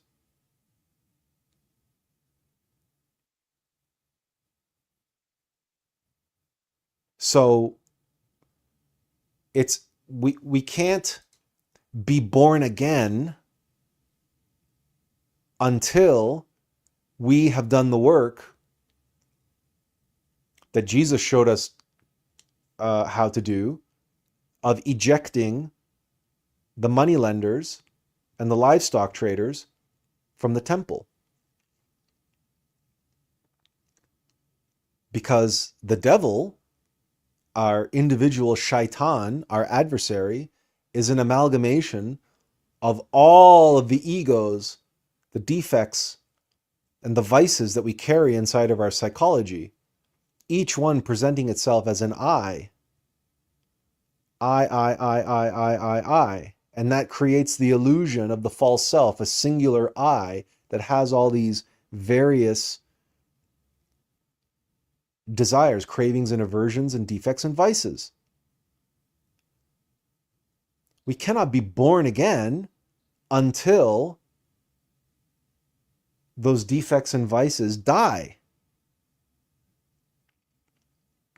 It's not that you're born again, and because you're born again, you're saved from your defects and vices. How can you be born again if your cup is full? How can you receive the Holy Spirit? How can you receive the baptismal waters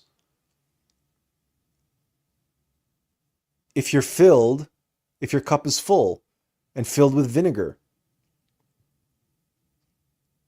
Have to empty the vinegar.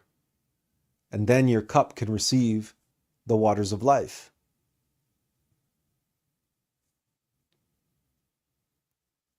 Jesus said, you profane the house of God. My house, the house of David.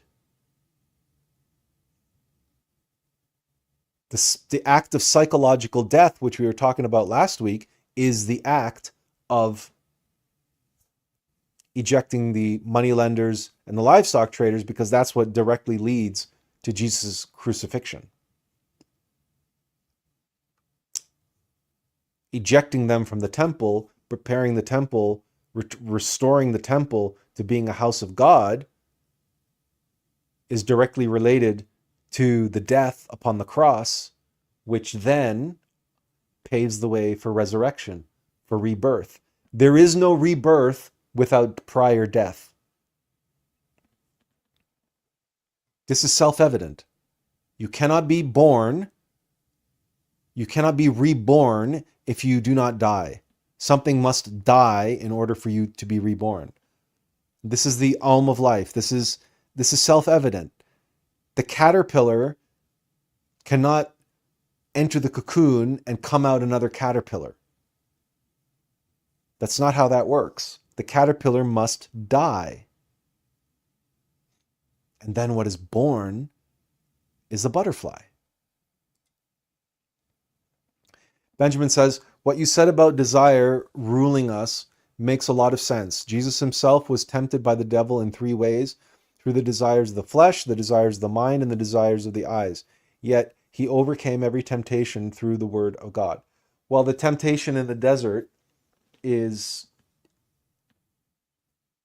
yes, I mean, he had to go through all of that, and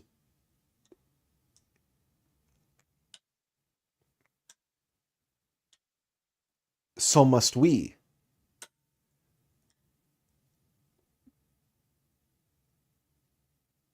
And it's an ongoing process, and we will be tempted and tested many times.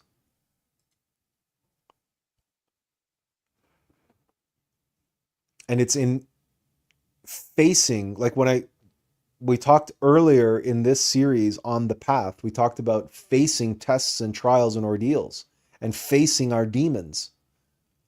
That's, Jesus in the desert being tempted by Satan, his own shaitan. And his shaitan comes to him and shows him the entire world and says, all this can be yours if but you kneel down and worship me. It's like, it's Faust. It's the classic temptation. It's the devil coming and saying, I will give you everything you want. Hell, I'll give you the whole world if you but kneel down and worship me.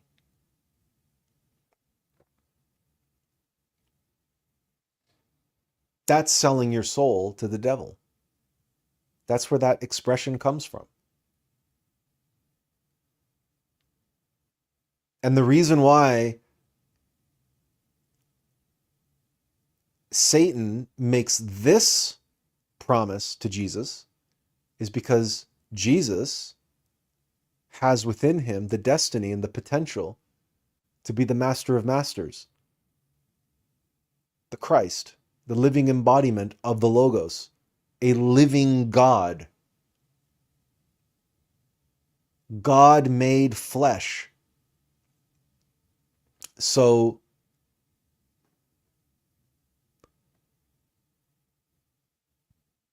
with great power comes great responsibility.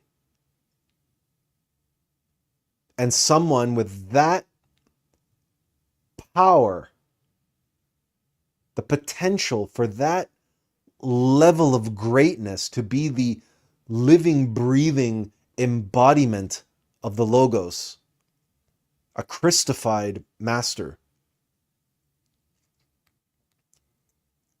If all of that power and potential is channeled through ego, then that individual has the power to rule the world. And that's what all these elites are doing. And all these people practicing black magic and all these people who've fallen into the new age and the self-help movement, they're manifesting their desires and they're manifesting billions of dollars and they're all so successful and this and that and the other thing. That's what they're doing. They're all potential masters who at some point in their life were wandering in the desert and Satan came to them and made them an offer. And they got down on their knees and they kissed Satan's hand and said, I accept. And now look at them. They have private jets and they have multinational corporations or multi-billion dollar uh, uh, empires, untold wealth, whether it be on paper or in reality, who knows? And some of them are incredibly intelligent. They have access to tremendous insights, but all of it is being poured into things like AI and robotics and surveillance and controlling humanity and shoring up their defenses to protect their own fortunes and to to subdue and placate and the masses, right? They sold they they sold Jesus out for 13 pieces of silver. Their innermost intimate Christ. But they control the world. They rule the world. Satan fulfilled his promise to them. Collectively, those global technocratic elites, that's the small handful of individuals, are the titans of the world, and they rule the world.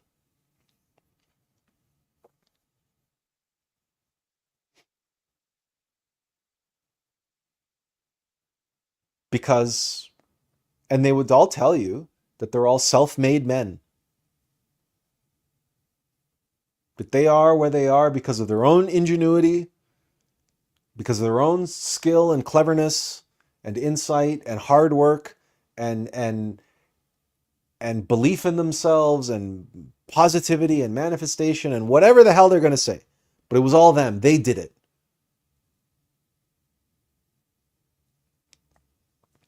Like in that scene from Lawrence of Arabia, when Lawrence says, I did it, he says.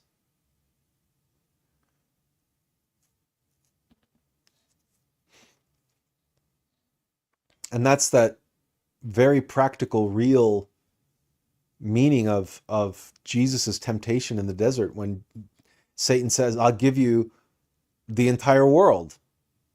It can be yours if only you kneel down and worship me.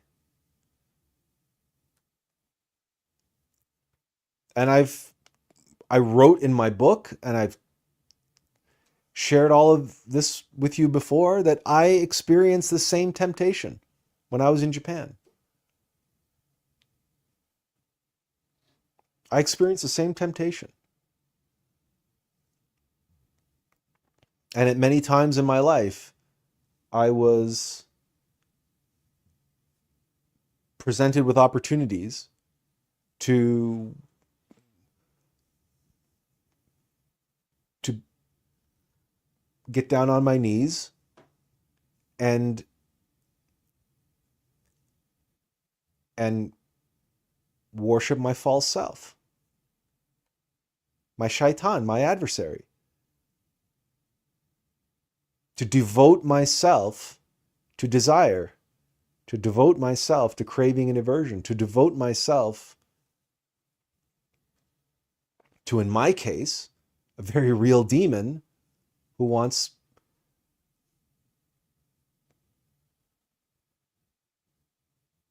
the power to control and dominate, and complete with good intentions.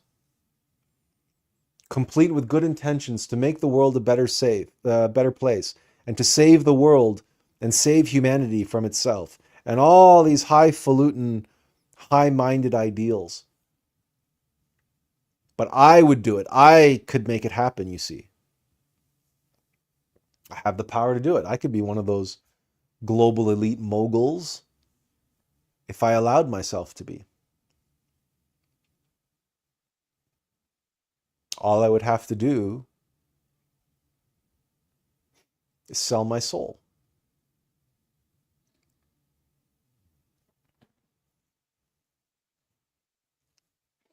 But then I would be remaking myself, not in the image and likeness of God. I'd be being made a useful idiot and a puppet of the Black Lodge, of Satan himself. Benjamin says, they only think they did it, but they got help from the God of this world, Satan. Well, of course, but I mean, when I say they did it, they say I. Well, who is the I? Right? That's the false self that's made up of psychological aggregates that are mechanical nature. Those are our own defects and vices. Those are our own desires. Fear, envy, pride, lust, greed, gluttony. So of course it's not something. It's the false self. It's the adversary.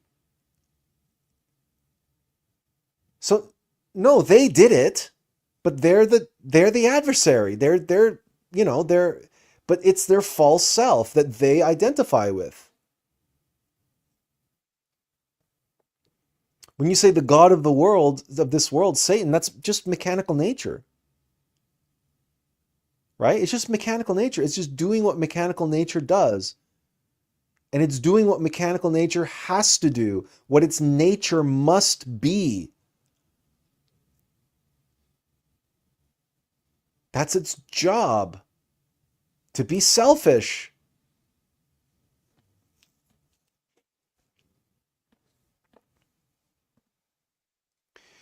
And Benjamin says, it's truly remarkable that you've also overcome those kinds of temptations in your own life. You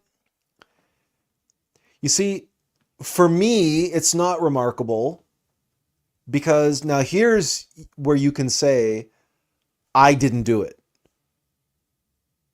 I didn't do it. I was done. Right? But I allowed myself to be done. The way in which I was tempted and the way in which I was made aware of the test and the fact that in the moment that I had been given the test, I failed. I write about it in my book. It's the scenario in Japan. When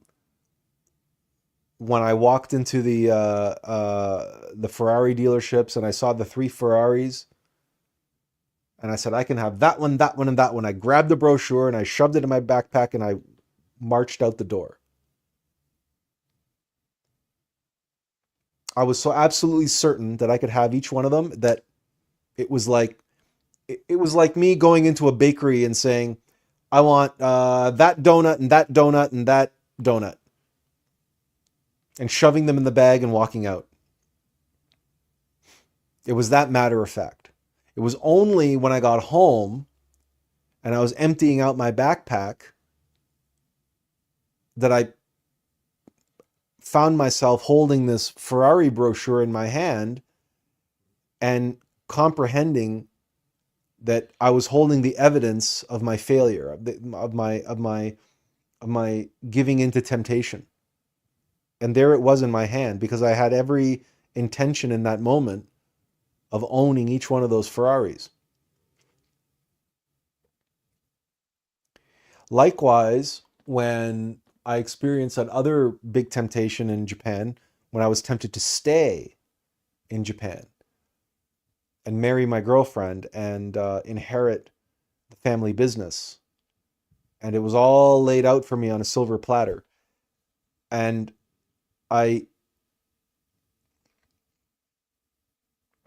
again, in that moment, I did nothing. I was shown exactly the scene that you're talking about.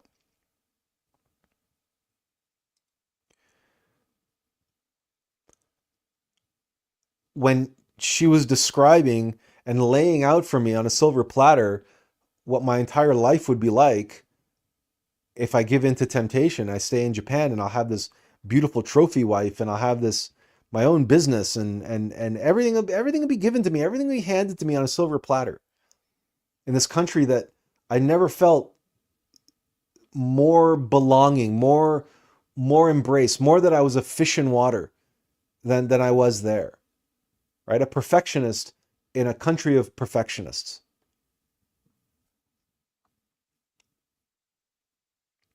And as she laid it all out for me, what I saw was Satan tempting Jesus in the desert.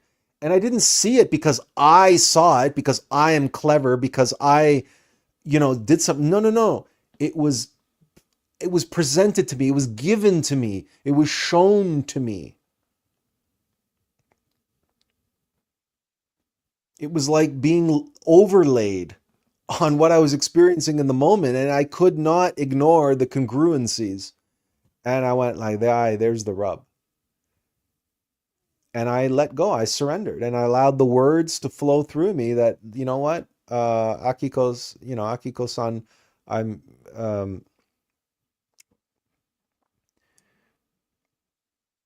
I'm humbled, and I am overwhelmed and humbled and so honored that you would consider me for such a profound honor to that you've so embraced me, and that you would welcome me not only into your family but into the family business, and that your legacy and like I I just I completely I was in such a place of humility, and I knew that the only way I was going to get out of this without really really offending her was to take the most conciliatory path possible. But I was not qualified to take that path. So I allowed the pure essence of humility to flow through me. And and the words came, and I somehow managed to get out from under the temptation without completely and totally offending the woman who wanted to be my mother-in-law and wanted to be the grandmother to my children, and wanted me personally to take over the family business that she had built. This was a huge thing. But keep in mind, it's not remarkable. It's not remarkable to me because I didn't do it. I All of this was happening to me, and because it was happening to me, I allowed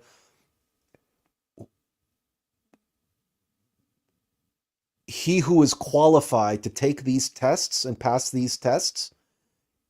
He took the test. I was just present and aware and followed, you know, the same guidance that led me to Japan in the first place.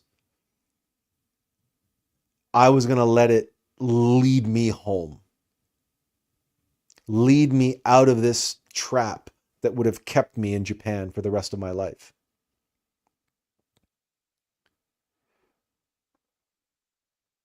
You see, this is gnosis. This is to be reborn, to be remade in the image and likeness of God. Miracles become regular. It's not that you start taking them for granted. It's just they're no longer. It's not that they're mundane. It's not that they're everyday occurrences and that you take them for granted. It's just that they're practical and they're down to earth, and it's just that which needs to happen. And because you're not the one making it happen, there's no grandiosity about it. And it's just, of course, well, but it's God. God can do anything, right? And so he's working through me, through my higher self. And and so that which must happen must be. So it's only remarkable from, I guess, a mortal's perspective, I suppose. It's kind of like someone who's, I don't know, like a pianist, like someone who's like a really really good pianist, and they can hear music and play it just on one hearing and stuff. Like just have a really excellent talent and skill and ability as a musician, we who are not musicians, myself especially, who is not a musician, I can sit there and marvel at what they do and go, that's remarkable. But for them, it's not remarkable, right? So it's kind of like it's that kind of a perspective. Or like last week, or was it the week before? I was showing you the guys riding down the mountain bike, going down the mountain on the mountain bikes and these gnarly trails, and it's like, to me, that's remarkable because I know that I'd be freaking out trying to do something like that. But to them, it's not remarkable. It is what it is. It's exciting. It's challenging. It's, thrilling. It's they love it. That's why they do it, and they do it over and over again.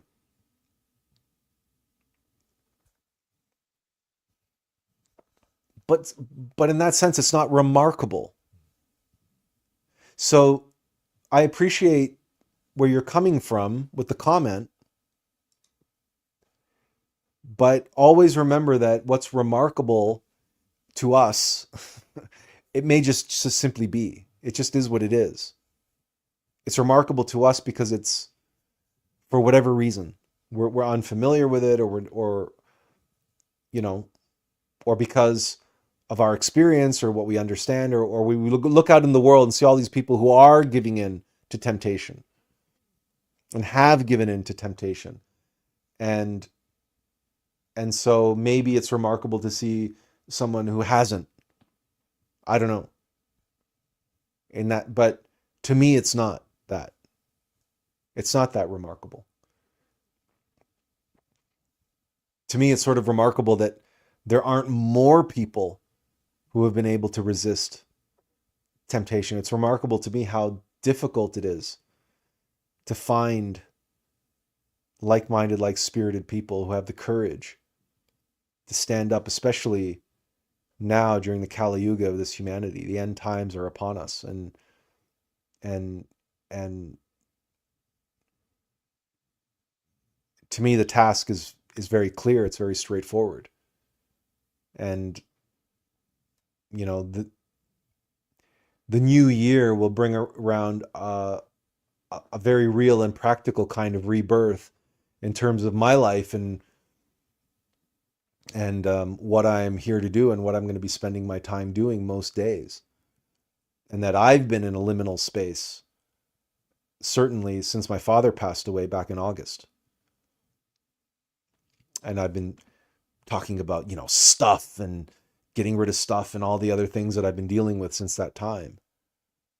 But all of that has just been a part of my process of being done, and being done with the former life of mine as a member of a family and a guardian and a caretaker and a groundskeeper and all these other responsibilities that I had to a family that now is gone. And soon the house, the estate will be gone. And I'll be free of it. And I'll be free of those responsibilities. That old life for me will be over. And at last, I will be able to live full time, completely devoted, living fully, if you will, reborn as Atlas. At last. Finally. After 52 and a half years. So,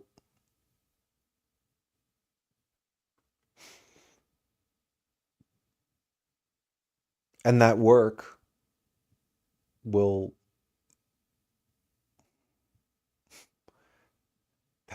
be to help others, including yourselves, but others,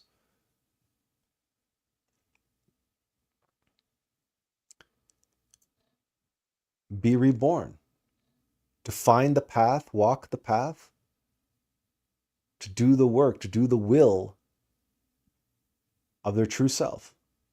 to be who they were born to be who they are by dying into the person that they think they are and the person that they have been, and to be reborn in the image and likeness of God.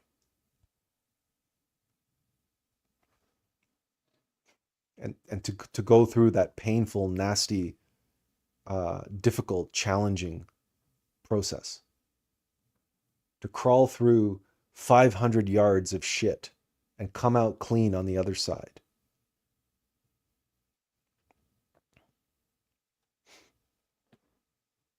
And be a human being done.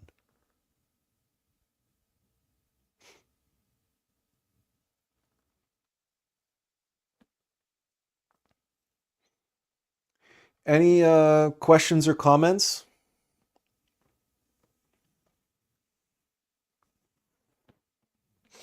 By the way, if you want to know like details of how this all comes about in your life, I can't give them to you.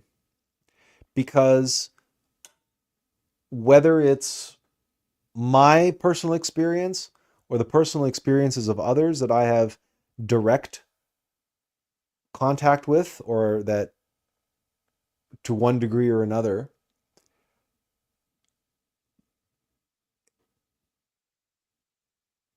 your Divine Mother will shape and mold and orchestrate your life in a very different way than anybody else's. And the people and circumstances and the occurrences that happen to you will be unique to you. There's no way for me to itemize, and then this will happen, and then this will happen, and then this will happen, and then this will happen. All I can do is give you the general framework of the alm of life, is that every time you go through a kind of psychological death where you lose something, you give something up, or you conquer something, you comprehend something, and then you come back up out of hell at a new level. Well, now there's only one direction you can go, and that's back down into hell at a whole different level, at the next level down. So it's going to be even more challenging, and you're going to be faced with new challenges and so on. And all I can do is give you that general overview. But the details of what exactly that represents, it could be relationships, it could be financial challenges, or the friend that I was telling you about, her house burning down, and her having a relationship where her essentially her spouse walks away from her, right? But her also walking away from him at the same time, like realizing that she's not with the right person. And then so for me, it was epilepsy and having holes drilled in my head, for goodness sake. So it's different for all of us. It could be physical, it could be medical, financial, material, emotional, psychological, relationships, your life imploding, hitting rock bottom. There are so many different ways to hit rock bottom. It could be suffering from addictions. It could be an infinite number of possibilities. But if you're observing yourself and you're aware and awake, then you will know when you're going through these tests and trials and ordeals, and you will know where you are on the spiral path of the alm of life. As you are on it, as you are going through it, you'll become conscious and aware of it, and then you will know to let go, to surrender, and surrender yourself to the process. Benjamin says, if I were offered the chance to marry a Japanese woman and inherit their business, I'd happily accept. Especially if the woman is kind, smart, and beautiful. Well, she was all those things. And believe me, it was a very tempting offer. It was a very tempting offer. Does anybody have any more comments or questions for me before we wrap up for today and for this week? Next week is still November. Next week is November 30th. So we have one more live stream for the month. I want to thank everyone for spending the time here with me this afternoon and together as always. I want to thank Benjamin and Tiffany for participating and having comments and questions and so on. Um,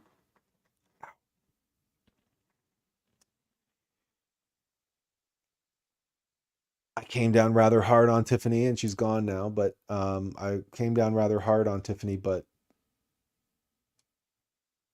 I mean,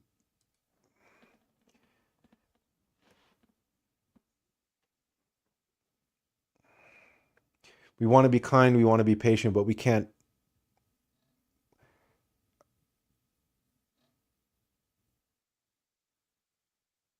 be afraid to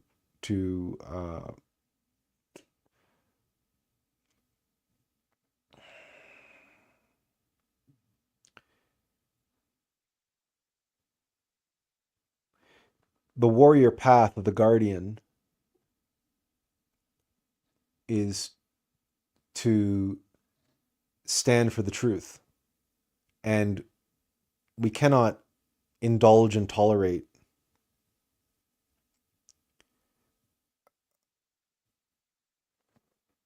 that which seeks to assert itself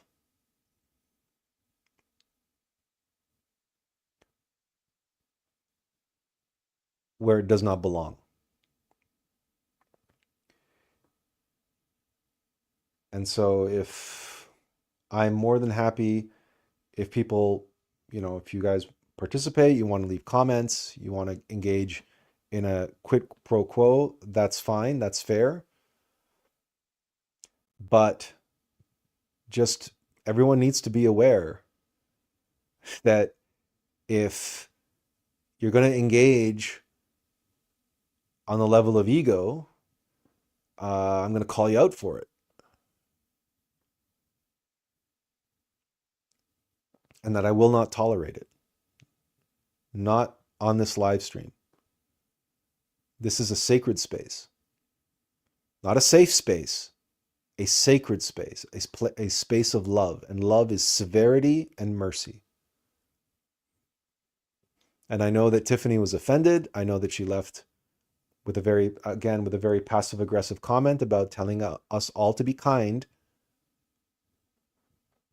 Kindness in and of itself is not a virtue.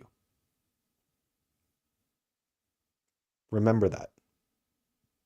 It doesn't mean you go through life being unkind, believing yourself to be virtuous. That's not what that means. But that means that kindness for the sake of kindness is not always the right choice. That is another bullshit new age propaganda that people put out there. That's why we have 2 generations of young people completely screwed up. Millennials and Gen Z that are completely messed up because people were too afraid to put them in their place when they needed to be put in their place.